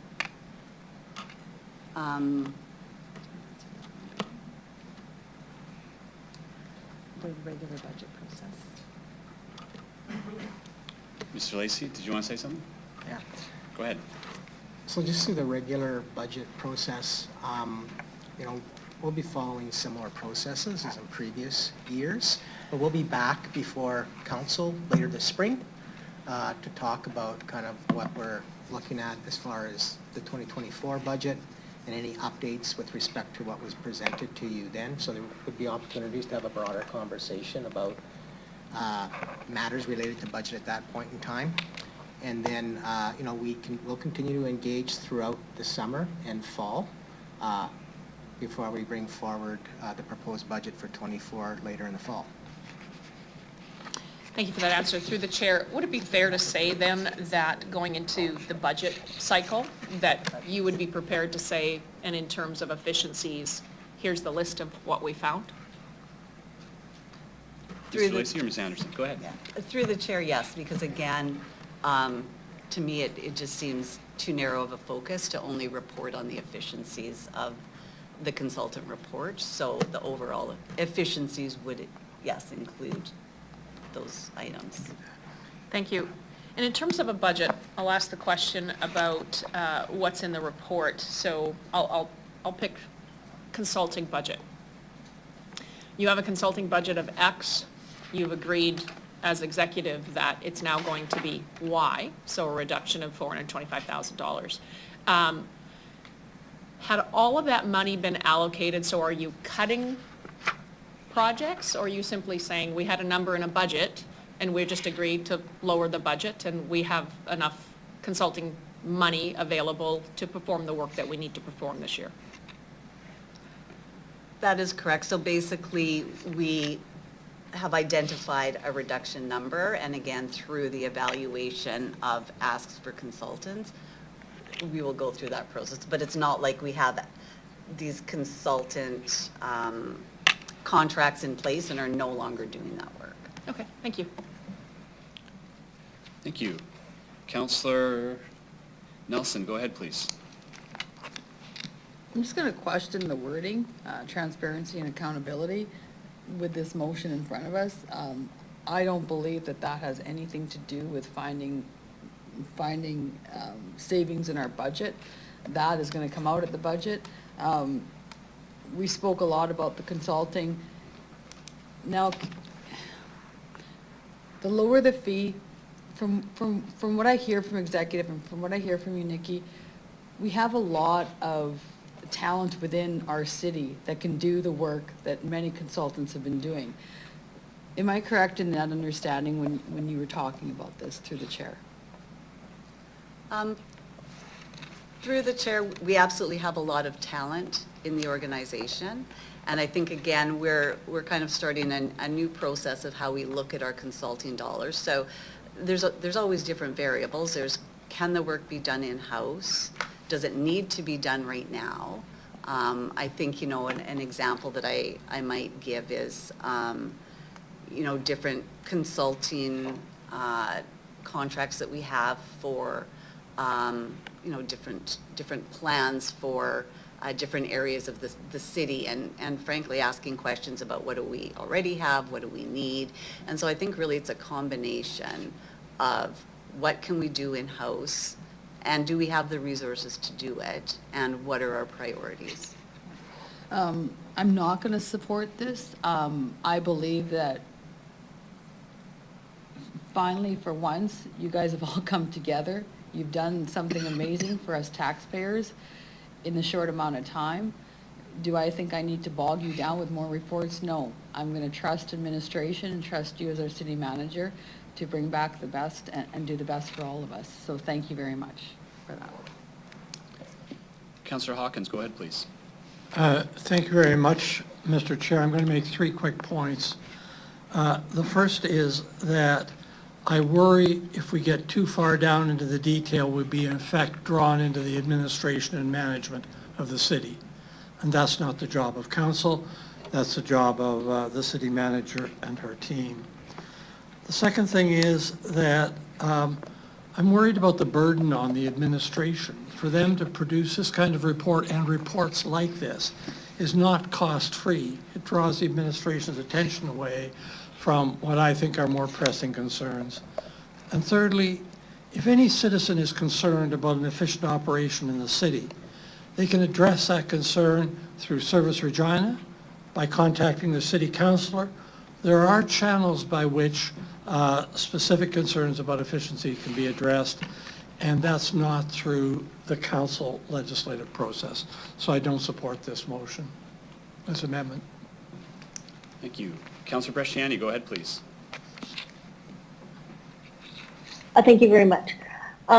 So just, even before this became amendment, I was going to speak that You know, I do think that this is getting into the weeds. And the reason I say that is because we have asked administration to go away and come back to reduce that by 2.9 million. They've done that. They've showed us where they've done that. It's no different when we get the budget, when there was the amounts in there for consulting and travel training. It wasn't by line item exactly everything that they were doing. So I absolutely will not support this amendment because I think it is burdening more work. But I do think that if there is a question about accountability and transparency, anybody is able to send an email or do whatever to ask the questions as to, if they have questions of where the efficiency can be found in consulting or operational efficiencies, et cetera. So I will, at this time, not be supporting this amendment. And I think administration has done their job. And I want to thank them again for doing what we've asked them to do. Thank you. Any further comments, questions about the amendment? Just put up your hand. Okay. I'll just say one thing, two actually. I'm going to support the amendment. In the past, it's a bit of buyer's remorse when I have supported something this high level. The repercussions were experienced later on, and I would get accounts from both residents and staff about the implications of decisions that I made that I didn't know, and it was simply a question of just trust us. Certainly there's a level of trust, but I also like to know the details of those decisions when it comes to cutting from budgets. Secondly, I'm going through this exercise in my own workplace. I don't have confidence in the board at the top to know the details of the cuts that are coming through and for them to understand the ramifications when it comes to the central mission of that organization. I'd like to have more information, not less, especially given the scope of what we're talking about. So I would love to see this information go ahead to council for us to make better decisions. As a chair, I'll say that if the majority vote in favor of this amendment, the report would then go to council.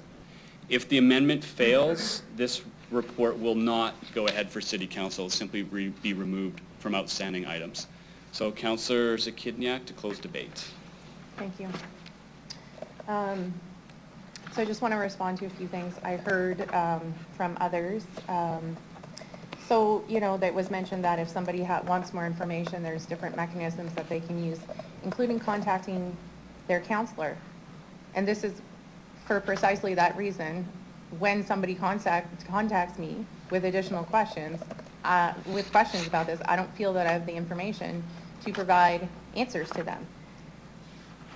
I'm simply asking for more information about a significant change to the budget that literally would involve copying and pasting from Q&A documents and other existing documents into a document that would be shared not just with council but the public as well.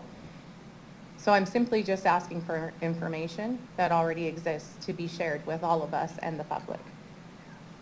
I think that's all I have. Okay, thank you. Ask, do the clerks have any comments about the procedure, or we're ready to call the vote? Okay. Call the vote, please.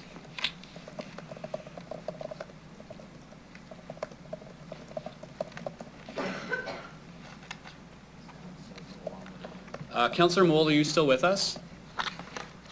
And if so, do you want to register your vote if you could? You're on mute.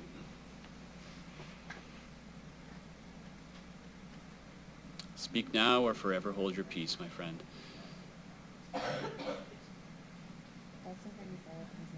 Okay. Landon, did you want to text us your vote?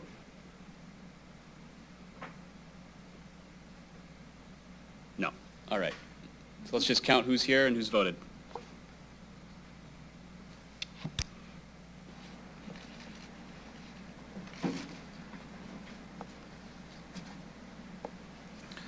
Deputy Mayor, the amendment is defeated in a vote of 4 in favor, 6 against, and Councillor Moll temporarily away from the meeting.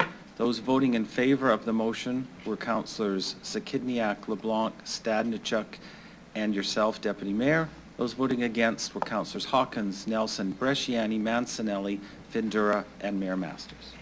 If it's not too late, Councillor Moll has texted me opposed. If it's just to be registered in the record here. Okay. We will return to the main report. Councillor Zakidniak, I believe you have less than a minute. I have nothing further. Okay. If you want to put your lights back on, if folks want to speak, I have Councillor Stadnichuk up next. Thank you. Okay, thank you.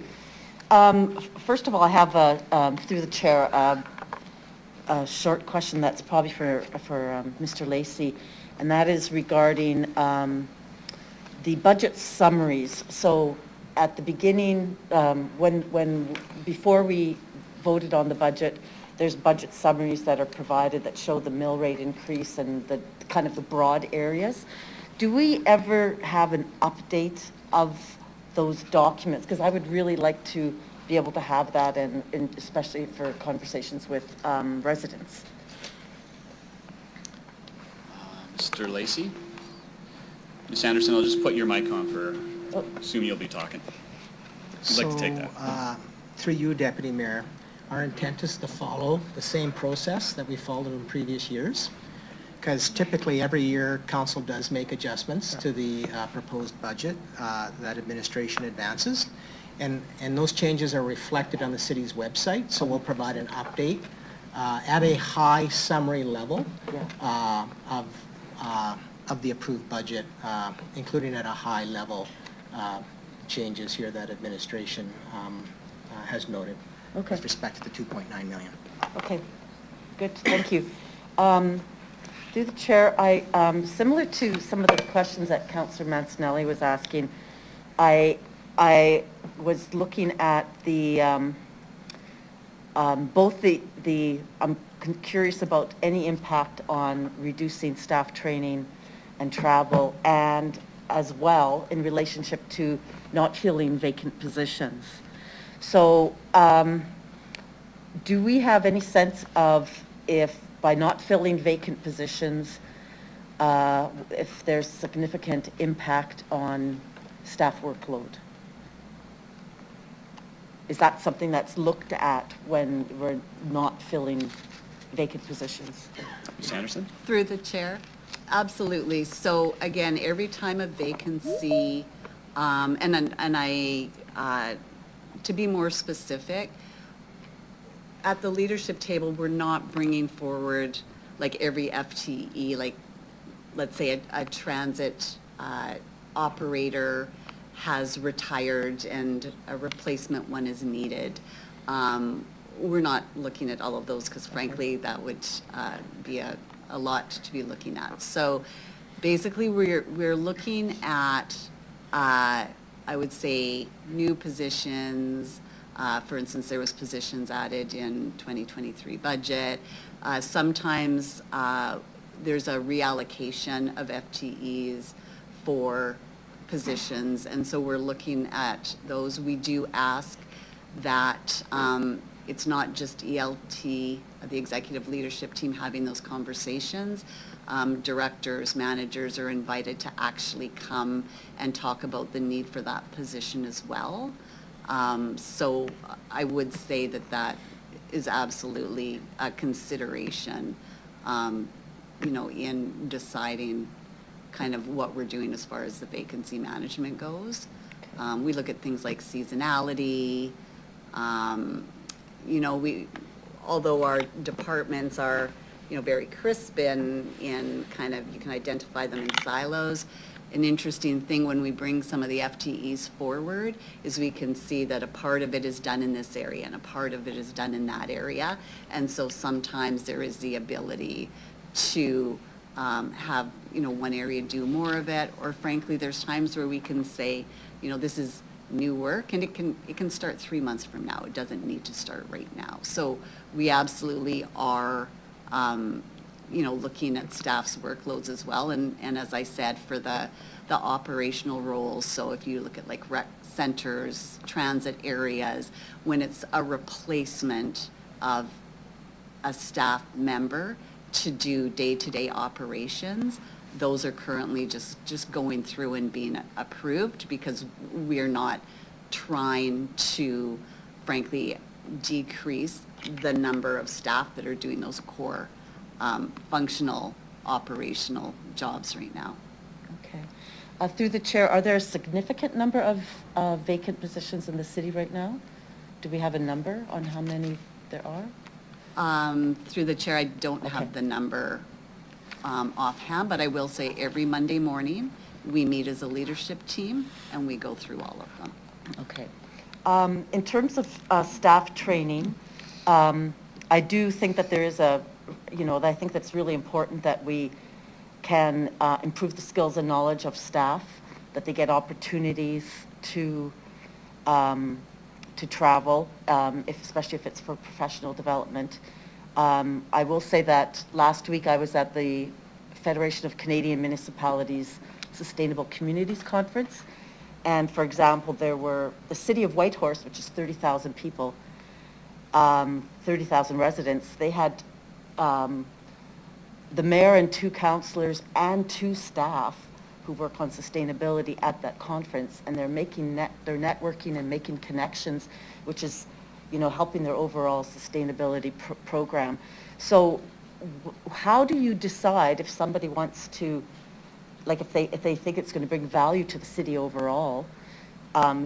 Is it by department? The department decides, or how do you determine who gets to travel and go to different kinds of conferences?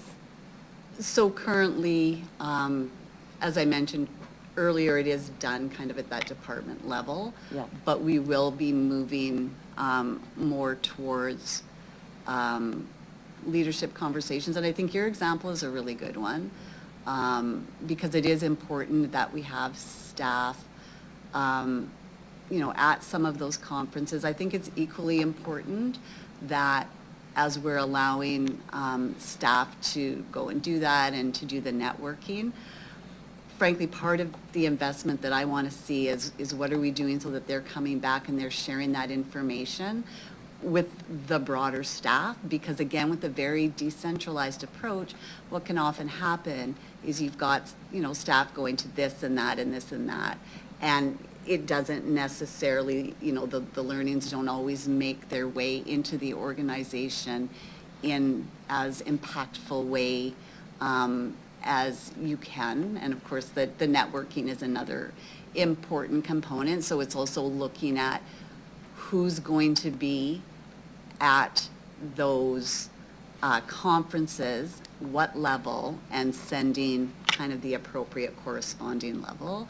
So I'd say that's the approach. And then also just realizing that one of the, COVID kind of after effects is there is significant good training available virtually, both, self-paced and synchronous with other people. So it's looking at all of it.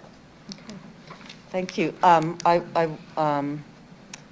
Yeah, I'm happy with those responses, and I do think that it is important that, we become an employer of choice, and by providing opportunities is really important, and not increasing workload too much, I think is very important as well. Thanks.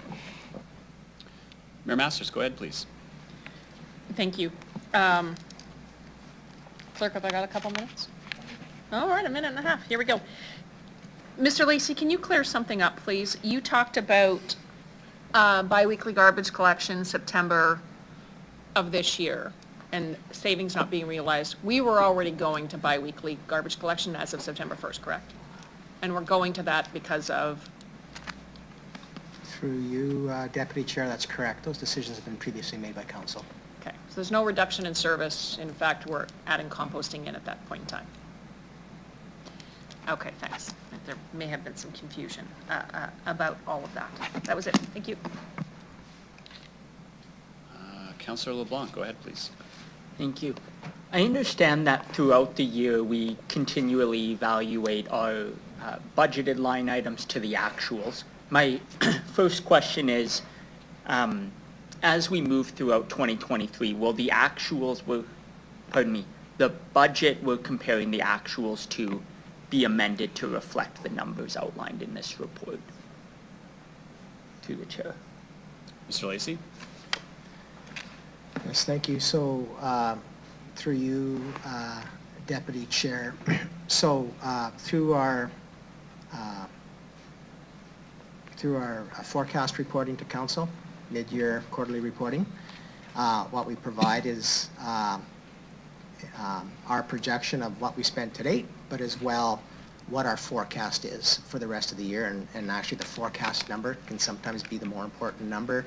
The actual kind of informs the forecast. That's correct.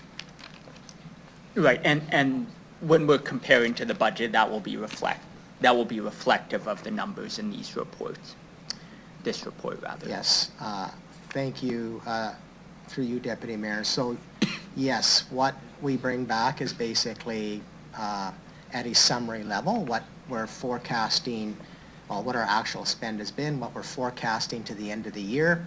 That is compared against the council-approved budget with variance explanations about, where there are significant variances. So a good example is, we've talked about it around this table before, is winter road maintenance in 2022. We had a budget of X.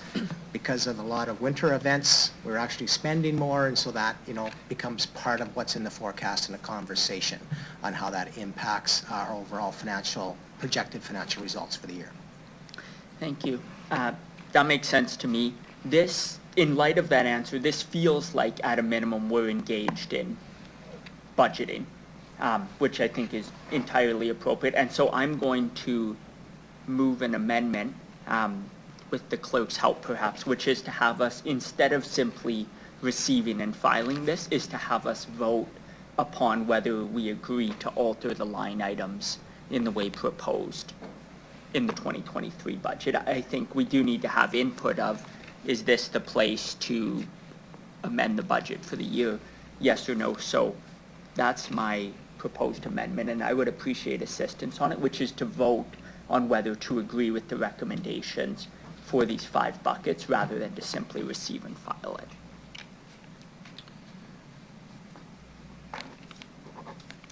it. Give me some time here. Could we recess for 5 minutes, please?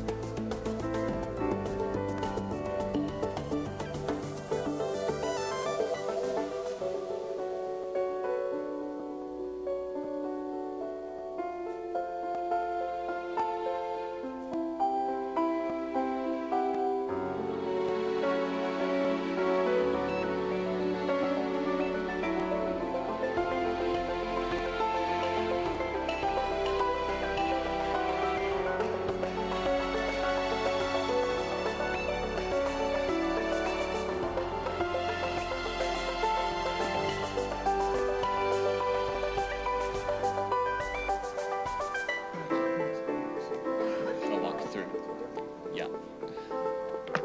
Okay, meeting recommences. So here's where we're at. And thank you, committee, for throwing some really interesting curveballs when it comes to procedure. It's keeping me on my toes. I appreciate it. Council has already approved the $2.9 million in savings. That's not debatable. Spirit of Councillor LeBlanc's amendment, we'll see where that goes, is how we find that $2.9 million perhaps should be voted on. And the proposal, as we go line by line, should any of those fail, then the task for administration would be to find the equivalent savings in a different way. However, Councillor Mancinelli has put this on the floor as simply remove this from outstanding items. So I'm going to turn the floor to him.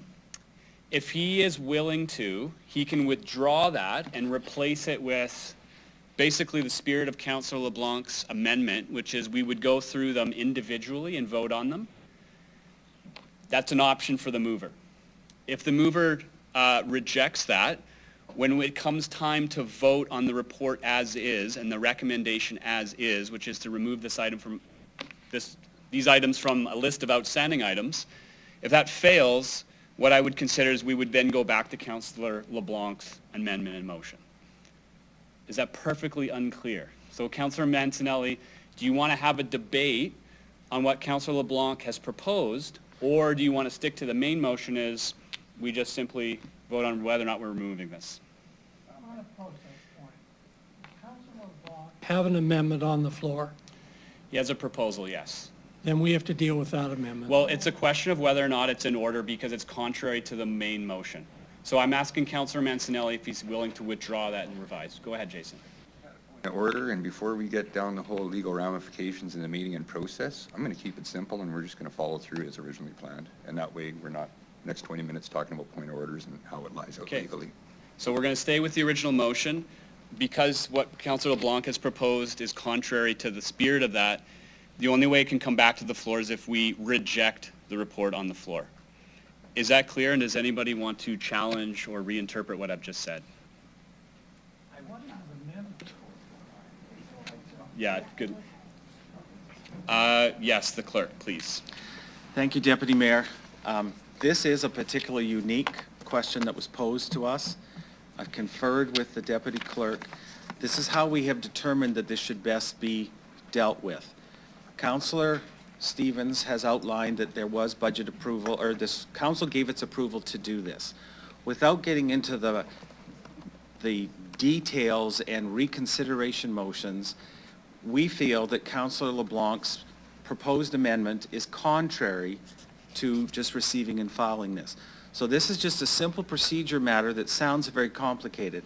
If Councillor Mancinelli wishes to just keep his receive and file and get these off the list, then that is the motion before the committee.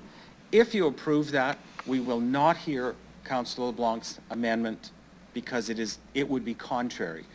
On the other hand, if the committee wishes to wants to do this, they have to first defeat Councillor Mancinelli's motion as it stands, that this just be received, file, and we're done. So the only way the amendment can come forward is if you vote against Councillor Mancinelli's motion, which is on the floor and outlined in the recommendation. As clear as required to go, to go ahead, Bob? Okay. Clear as required. Yeah, thank you. All right, so Councillor LeBlanc, did you have further questions or did you want to make any other changes? Maybe just one further comment on what I see happening if the main motion does fail, which is that we would vote on these 2.9 million of projected savings as a block unless someone wants to vote on a line item separately. So I think we could vote on it as a block, one vote. And because I think we should vote on that, I will plan to vote against the main motion so that we can put on record if we think this is the right way to save 2.9 million. Okay, thank you.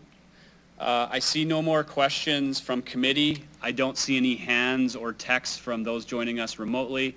So I'll ask the clerks to call a vote on this report, please. Oh wait, my apologies. Councillor Mancinelli gets to close debate. I'm comfortable with the recommendation from administration because it's it's a forecast still, and it allows you to work within your budget, and I think that's your job, so I'm going to support the motion that was going. Thank you. Now we're ready to call the vote.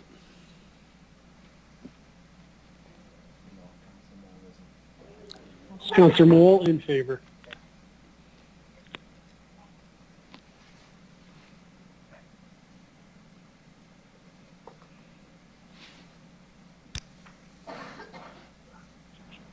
Deputy Mayor, the motion is passed in a vote of 8-3, with those voting in favor being Councillors Hawkins, Nelson, Stadnichuk, Bresciani, Mancinelli, Findura, Moule, and Mayor Masters. Those voting against were Councillors Zakidniak, LeBlanc, and yourself, Deputy Mayor. Thank you. Our next item is EX 23-12, Establishment of the Audit and Finance Committee. I'll pass this along to the City Clerk. Go ahead, Jim. Thank you, Deputy Mayor. As everyone will recall, there was a notice of motion given at the February 8th council meeting that directed administration to prepare a report outlining the required steps and implications respecting the establishment of an audit and finance committee, including a proposed terms of reference. The proposed terms of reference and the consequential bylaw amendments are attached in appendices A and B.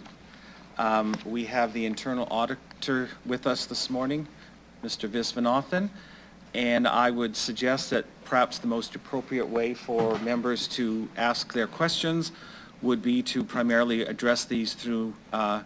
Viswanathan or Mr. Lacey, and to some extent Ms. Odling if there are legal questions with respect to any of the proposed bylaw amendments. Okay, thank you. Do I have any speakers? Councillor Zakidniak is the mover as well. Go ahead, please. I just have one minor question. So on page 2 in the financial impact section, it says there's no direct financial impact except minor meeting expenses. So there, you know, there's a minor financial impact. My question is, so is this like, where's the minor meeting expenses? What's that budget? Where is it coming from? Through the chair, please. Mr. Nicol, go ahead, please. This will be, through you, Deputy Mayor, an established main committee of council. So any associated operational budget in terms of meeting expenses and that would be put forward in the clerk's office budget starting next year. We would anticipate that we will manage that this year as needed. Typically, these meeting expenses are very modest. I think the terms of reference indicate that the committee is required to meet at least 4 times a year. Even if you said 6 times a year, there's not a huge expense to that. There's no remuneration for members that will be appointed to this. It's just very minor coffee, tea expenses, and of course the time that staff in my office is working to support this, as well as Mr. Viswanathan and Mr. Lacey's staff, but no direct expenses really. Okay, thanks. Councillor Stadnichuk, go ahead, please. Through the chair, just one question that I don't think I noticed this previously, is that the composition of the committee includes 4 citizens.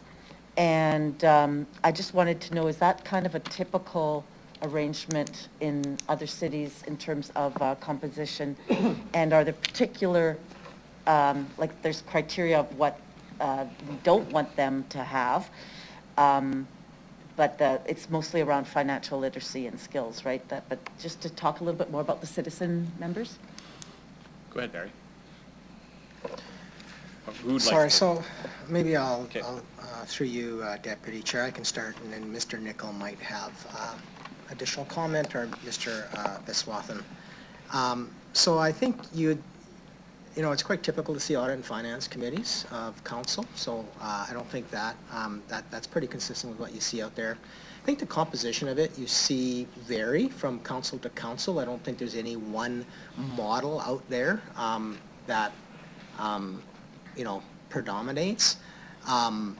I would just make the comment, when we looked at this, it's my understanding now what this really is reflective of is the Regina Planning Commission. And I think the membership there is mirrored with respect to the proposed membership of this committee. So I guess with respect to the Regina homemade solution, that was kind of the starting point for this. Okay. And I'm seeing head nods, so I don't think my colleagues have anything to add. Okay, so just through the chair, so it's just to have other expertise that might not be part of, that council members might not have? Yeah. Okay. So through you, Deputy Mayor, that's correct. I think that's the value that would be added by members of the public participating, specifically looking at members that would bring a financial expertise and background to it. And I think there would be value to that. Seeing no further questions? Oh, my apologies. Sorry, go ahead, Laurie. Council. Thank you. Just on to that, I did have a question around the composition, and it's for C1, that they reside in Saskatchewan. Can I ask why not reside in the city of Regina? Jim, go ahead. Thank you, Deputy Mayor. I'm not sure if there's any hard and fast rule about that, Councilor Bresciani. It's just that sometimes, again, there's no guarantee that you would necessarily find suitable candidates that are all from Regina.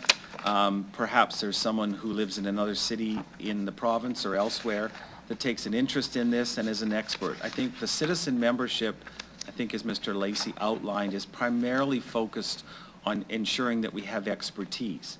I think that members of council would have an appropriate level of concern if all 4 public members were from outside Regina.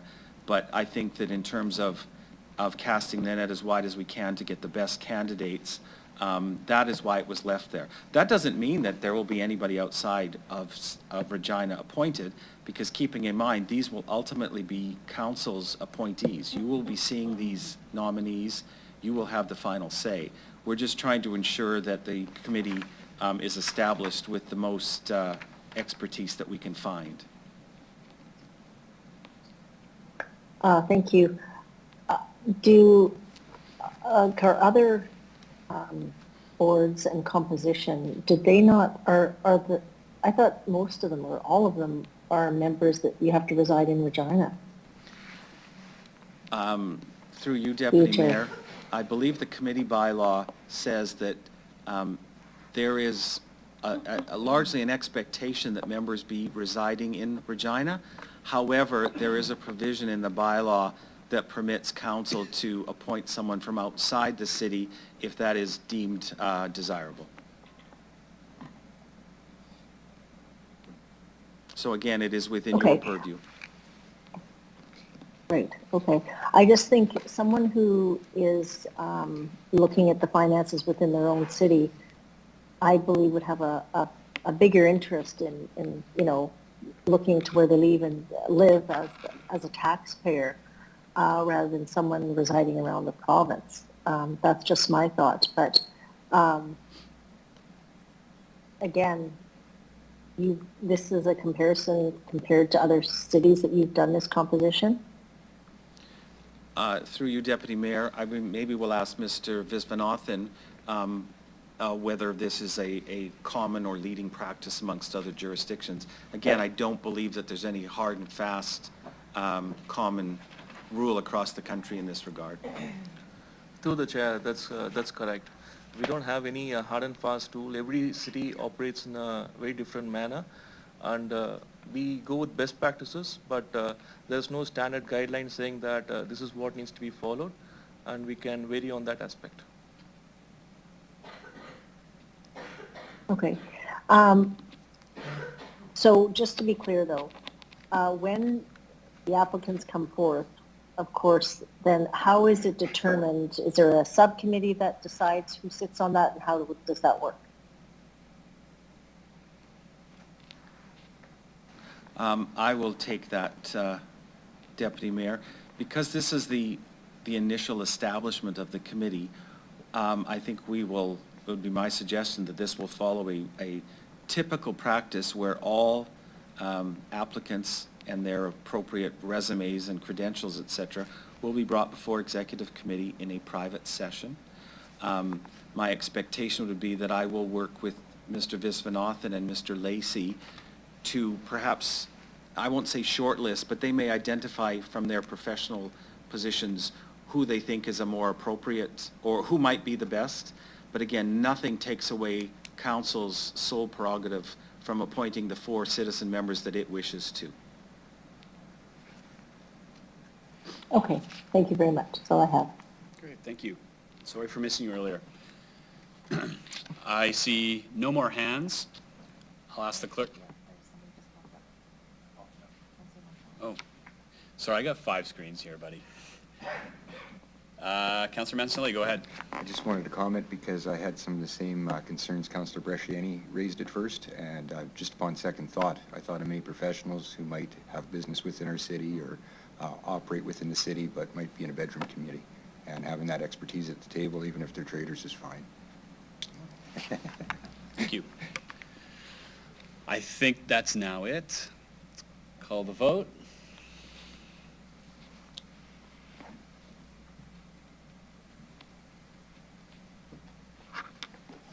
In favor, Councillor Moult. And Councillor Moule says yes.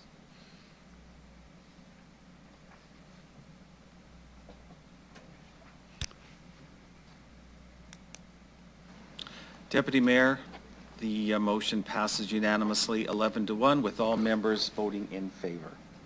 Final item on the public agenda, EX 23-13, review of public outstanding items. Mr. Nicol, go ahead, please. Thank you, Deputy Mayor.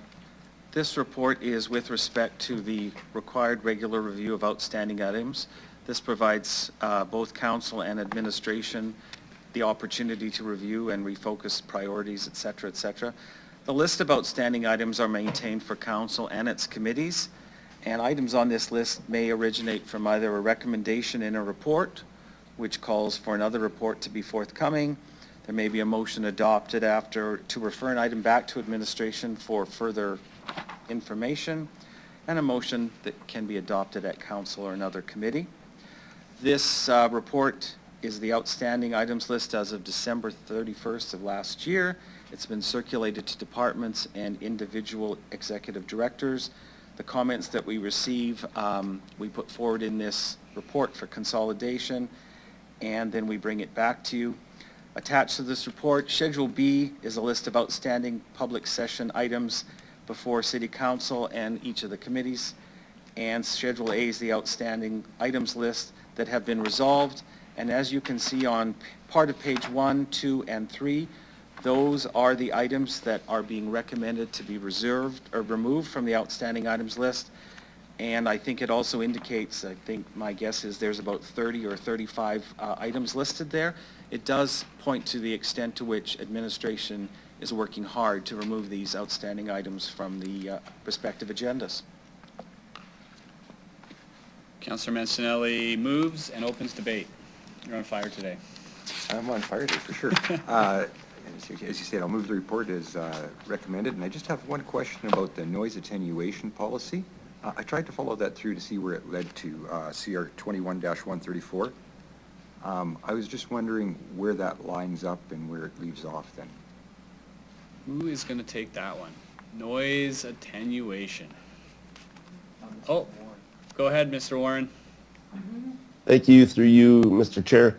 So the original recommendations of that report were to have us take a look at the updating the noise policy, constructing a noise wall in terms of, and so that we can evaluate the effectiveness and then come back to council at some point. So basically, the original timeline was to onboard a consultant in 2022, design and construct a small noise wall in 2023.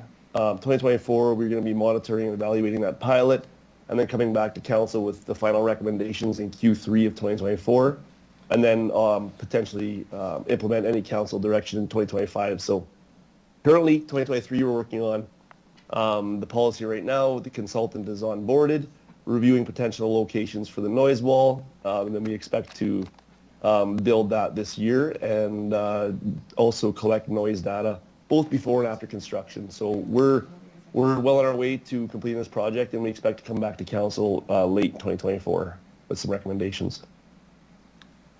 Thank you for that, and sorry I can't remember better.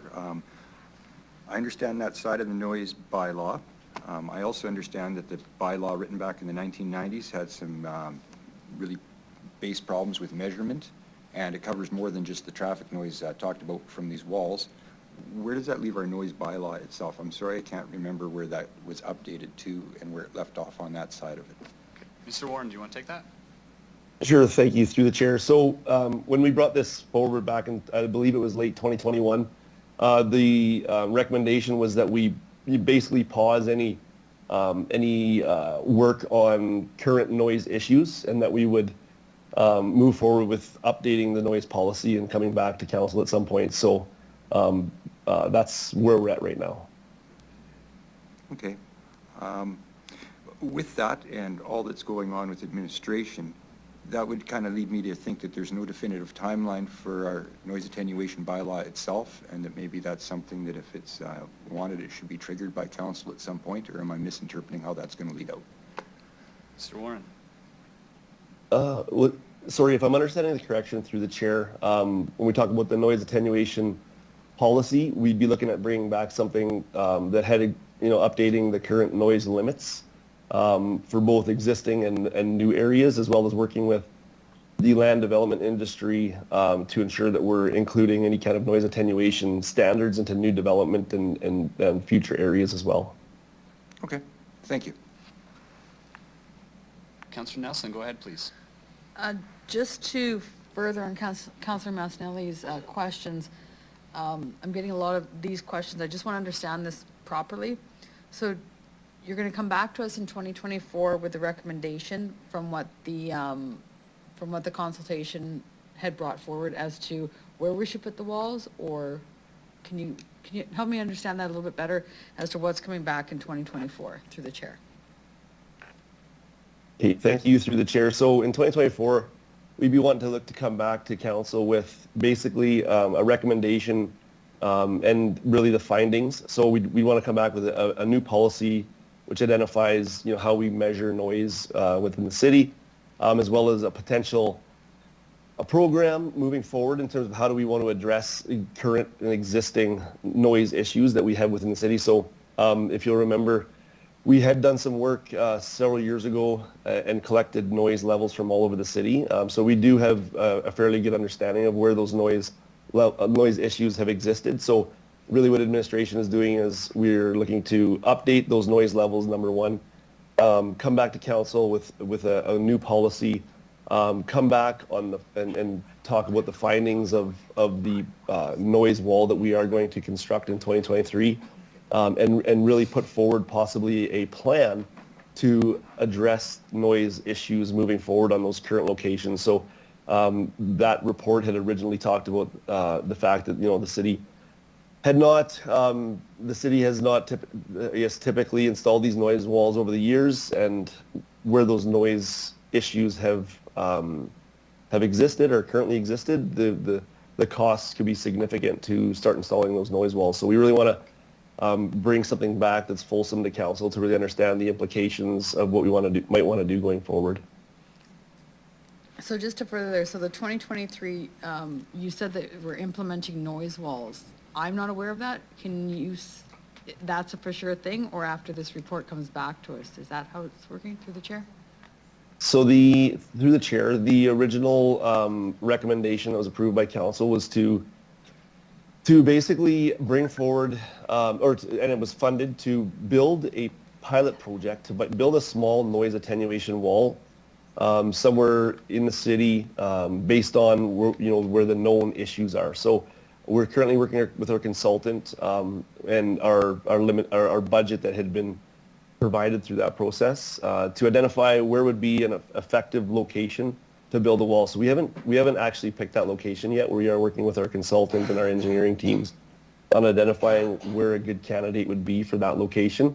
And then once we've identified that, we will move forward with design and construction in 2023 of a small noise wall, and we'll use that to evaluate its effectiveness and incorporate that evaluation into our report moving forward in our future plans.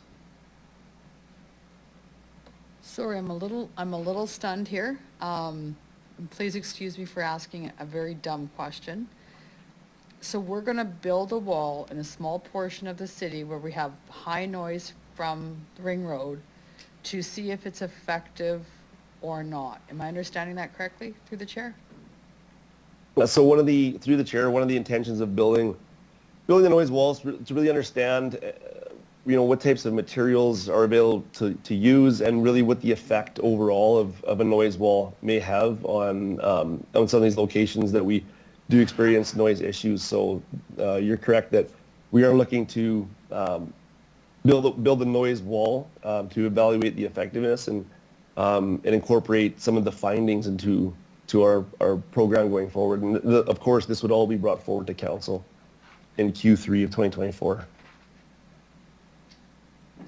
So my question is, other cities that have built noise walls, can we not study what their findings were before we build a noise wall to find the findings through the chair? Through the chair, so that absolutely will be some of the work that we're doing with our consultant, is studying best practices, seeing what other municipalities have done. This was a plan brought forward and approved by council, and I believe it was October of 2021, and we're carrying through with that plan. Yeah, and I remember that, and I wasn't in favor. So I'm sorry, it's just hard for me to understand that we're gonna build a wall based on some noise in Regina. I'm not saying that we should or we shouldn't, but we're using that to study how successful it is at blocking the noise, when we can go to another city that has done the same thing, and all the other cities, and collaborate and get information from them as to what would work before we actually build the wall. That's what I'm struggling with. And can you help me understand why we're doing it this way? Mr. Warren, before you respond, I think the questions are fair. The report is about the items that are in progress. Yeah. Perfectly legitimate questions, Trina. Yeah. I don't want us to go through those reports again. Okay. So if the issue is how do we deal with this in the terms of whether or not we're going to clear these outstanding items or not, that's fine. I respect your line of questioning. You're correct, and I, yeah. We'll have a chance. Yeah, okay. All right, that's fine. Any other questions about the report and the items? All right, no? Councillor Zakidniak, I was just asking Trina. Okay. Bear with me here. Okay. Thank you. So I actually do have some, don't worry folks, I'm not going to ask all of them, but I do have some detailed clarification questions that I will be following up for additional information for my understanding, for clarification for me, before this comes to council, and then may ask some of them if I determine that, like, okay, I think this is not just for me. But I do, so I won't be asking those today, but I do have a few more general questions. There's a few items on this list that are currently being, I think they're being proposed to be removed because they have been directed to Reconciliation Regina. So I think there's two that I saw on the list categorized that way, which is an outstanding issue in relation to missing and murdered First Nations women. And then also the John A. MacDonald Legacy Review. So is that accurate? Those are proposed to be removed because they're supposed to be addressed through Reconciliation Regina. So what's the time frame and status of those items? Mr. Nicol, go ahead. Through you, Deputy Mayor, yes, that is the understanding that I have, is that Reconciliation Regina will be looking to provide some guidance and recommendation with respect to both items as we move forward, and it's currently before them for consideration. Do we have a proposed time frame from them about when we can expect to hear back about those items? Through you, Deputy Mayor, I don't have any sense of that. What I can say is that I think that the Reconciliation Regina realizes that they do have to come forward with some kind of recommendation with respect to the status of John A. MacDonald, and I think the murdered and missing Indigenous women and girls. I think there's some obvious challenges in that regard, because I think if you've been following the media, there's been some concerns that, particularly with the direction from the federal government, that it's been lacking. So I think that there's just some foundational work that still needs to be done before it actually gets into the meat of the matter. Okay, and what about the renaming, the consideration of the renaming of Dewdney Avenue? My understanding was this was something that we had committed to address. I don't see that on the outstanding list. That there, I believe there is a report that was committed to in relation to that. Mr. Nicol? Through you, Deputy Mayor, I think what I would suggest in that regard is that I don't see work or further work coming on that immediately until we get some direction or some guidance from Reconciliation Regina with respect to the John A. MacDonald.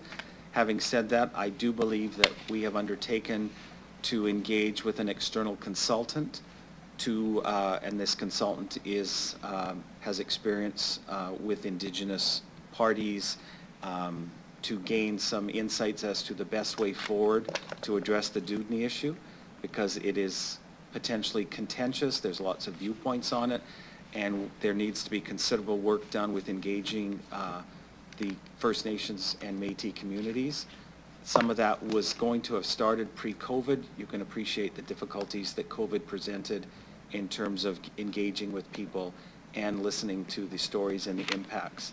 And that is what's going to guide administration moving forward with Reconciliation Regina to address the Dewdney Avenue matter. Okay, thank you. Oh, so then should that be on the list of outstanding items then, since it is something that's being worked on? Mr. Nicol? I think that we've captured it elsewhere. I think there's also a report on the cultural policy. There's a whole bunch of things that this is linked to. I can guarantee you that we will not lose sight of this. We have interested parties who remind my office on a regular basis as to inquiries as to where this is at. We are proceeding, albeit slowly, on this matter, but it will not be left off or forgotten. Okay, thank you. And so that sort of brings me to my next and potentially last point, which is, so some of the items have proposed to be removed because they sit with, I guess that's an example, Reconciliation Regina, or as another example, the TNC review, because Uber is planning to implement an update to in-car recording options. But because they haven't actually been accomplished, I wonder if there's any thought to leaving items that haven't actually been completed on the outstanding list until we actually have closure on them. Just as a general question, like, is that something that you have any reflections on? I'm turning all the mics on because there's a battle here. Which member of the clerk's office is going to take it? What we're trying to do with this outstanding items list is streamline, take out some of the repetition, acknowledge if things have been stale dated, or if they've in fact been addressed or will be addressed through another report that's forthcoming. Mm-hmm. Again, these are, the administration is well aware that some things are still out there. You have a fair point, Councillor Zakidniak. What we do is we take guidance from administration, and if they're saying we would recommend this come off because it will be addressed at a subsequent report or at a subsequent date, that's what's here for you to say. Mm-hmm. If there is a particular item, particularly that you think, no, I don't agree, I think that needs to come back, I'd respectfully suggest that next week at council, you could make a motion to take one item out or as many as you wish. But that would be the appropriate avenue in my comments. Okay, thanks. That's all I have for today. Councillor Findura, go ahead. Thank you. I'm going to get on a noise thing. I'm not going to beat it up too much, but If I could. Yeah. As it pertains to where it's situated on the report, rather than getting into the details of the report, is that okay? I'm going to go deep. Okay, perfect. I'm just going to ask the what it is, and I'm questioning and commenting on the travel of this noise attenuation report that's been going on for a long time. This is as long as I've been here and 20 years before.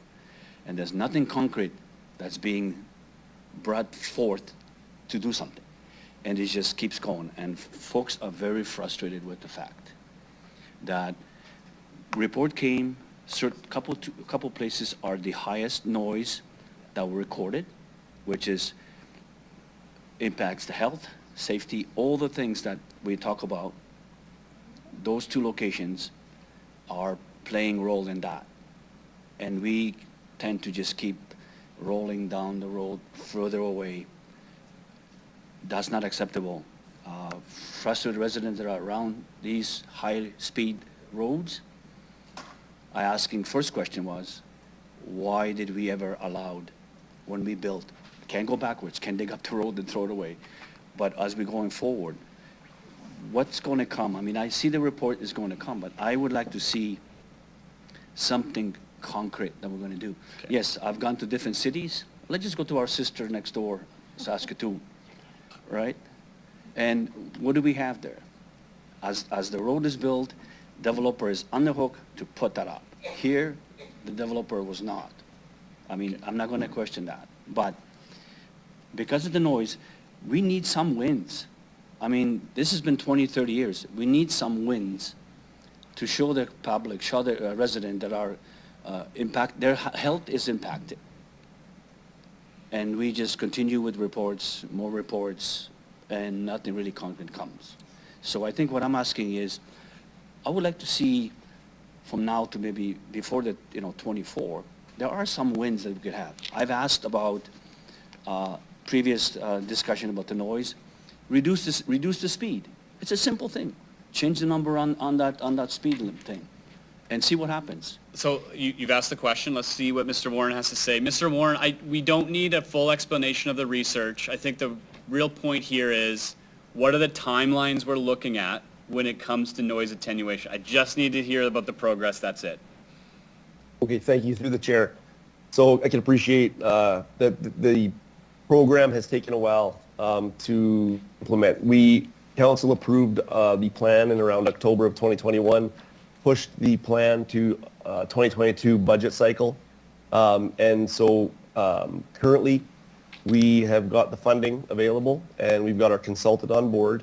And our goal is to build a small noise wall in 2023, as well as monitor and capture readings on all of the areas where we do know there to be noise issues adjacent to the roadway, ensure that we have an accurate and up-to-date reading of the noise levels with today's standards. So the goal is to build the wall and update all of our readings, update our policy all in 2023, and then come back with some recommendations in 2024 of where do we want to go next.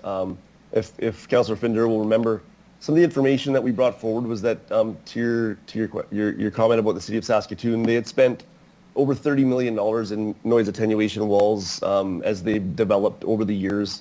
And with the noise walls where the noise issues that we currently understand them to be, that could be upwards of $30 to $37 million based on current unit costs. So we do know this could be a very significant program. So we're really trying to be thoughtful in terms of what we want to bring forward to council to try to find some sort of long-term solution to the issues that we're faced with today. So the response then, Councillor Frindura, is 2024, we can go full Trump on building walls. At that point, we'll have the findings from administration. So in terms of the scheduling, what else do we need to know about this? Just like to know if when the wall, I can't remember where this wall or what spot. I'm not just actively talking about one or two spots, but when is this wall coming? Again, we kind of have that asked and answered. Okay. If you want to take it offline and go into the details with Mr. Warren, that's fine. Okay. But for now, are you satisfied with the timeline and where this sits on this report? Yeah. I'll go through the city manager and I'll take that up. So, all right. Okay, thank you. Okay, perfect. Any other questions about the list of outstanding items? Lori, go ahead. Thank you very much. Just quickly, on page 2, the zoning bylaw regulations for massage parlors, I just want to know, Again, that was back in 19 when that was passed. There was supposed to be a report come after a year, but again, I know we hired staff and we've got staff in place for all this, so it says return date was Q2 of 2022. Is it somewhere coming back at all? Ms. Anderson, go ahead, please. Through the chair, thank you for the question. I don't have an exact date yet, but I will let you know that I did meet with the police chief to kind of get a historical understanding of that one. And so him and I have had some conversations. I do know that we have some information sitting within administration, I believe with our legal department. And so my next step is to set up a meeting to kind of understand that better. But yes, you can expect that that report will be coming forward. That's all I have. Thank you very much for the report. All right, no more questions about the list of lists. Councillor Stadenchuk, go ahead. Okay, thank you. Through the chair, I just have a question regarding the downtown accessible washroom update. So it was in Appendix A with a date of 2022. It was apparently in the budget, but now in Appendix B, it's saying December 2023. So is it just, I'm just sort of trying to understand what the delay has been in terms of getting that done. Ms. Sanderson. Interestingly enough, I had a meeting on that yesterday. Oh. And so there's some other staff that can probably weigh in on it, but just as context, one of my roles in Edmonton was the public washroom strategy, so oddly, I have a passion for public washrooms. And so I think I'm actually really excited, frankly, to bring that report back. It's my understanding that it kind of came originally kind of during COVID and you know, looking at it yesterday, and I was really excited, frankly, to see some of the creative and innovative items that our administration came up with. I think we need to bring that report forward because I want to, I think, contextualize it.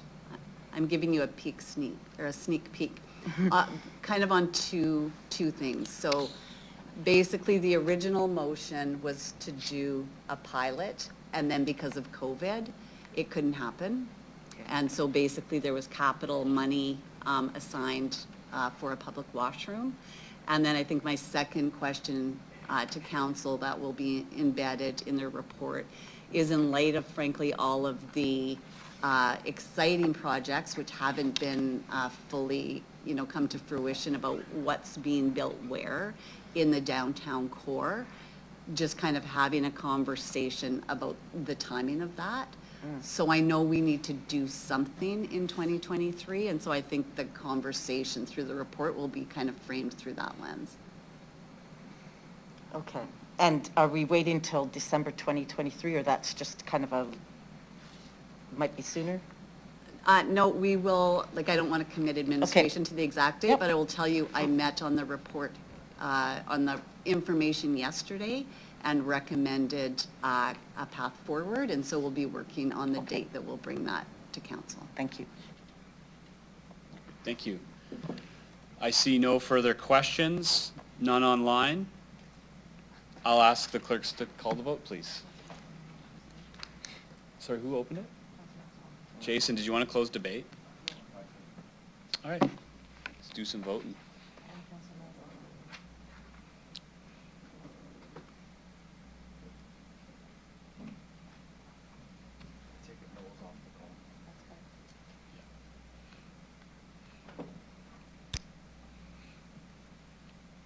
Deputy Mayor, the motion passes 10-0 with all members present voting in favor and Councillor Mole being absent at this portion of the meeting. Thank you. Can I get a resolution for private session? Councillor Hawkins, thank you. Let's break for lunch. Perhaps to the clerks and administration, we have a pretty substantial agenda afterwards. It might be wise for us to start prioritizing what we can handle in the next couple hours.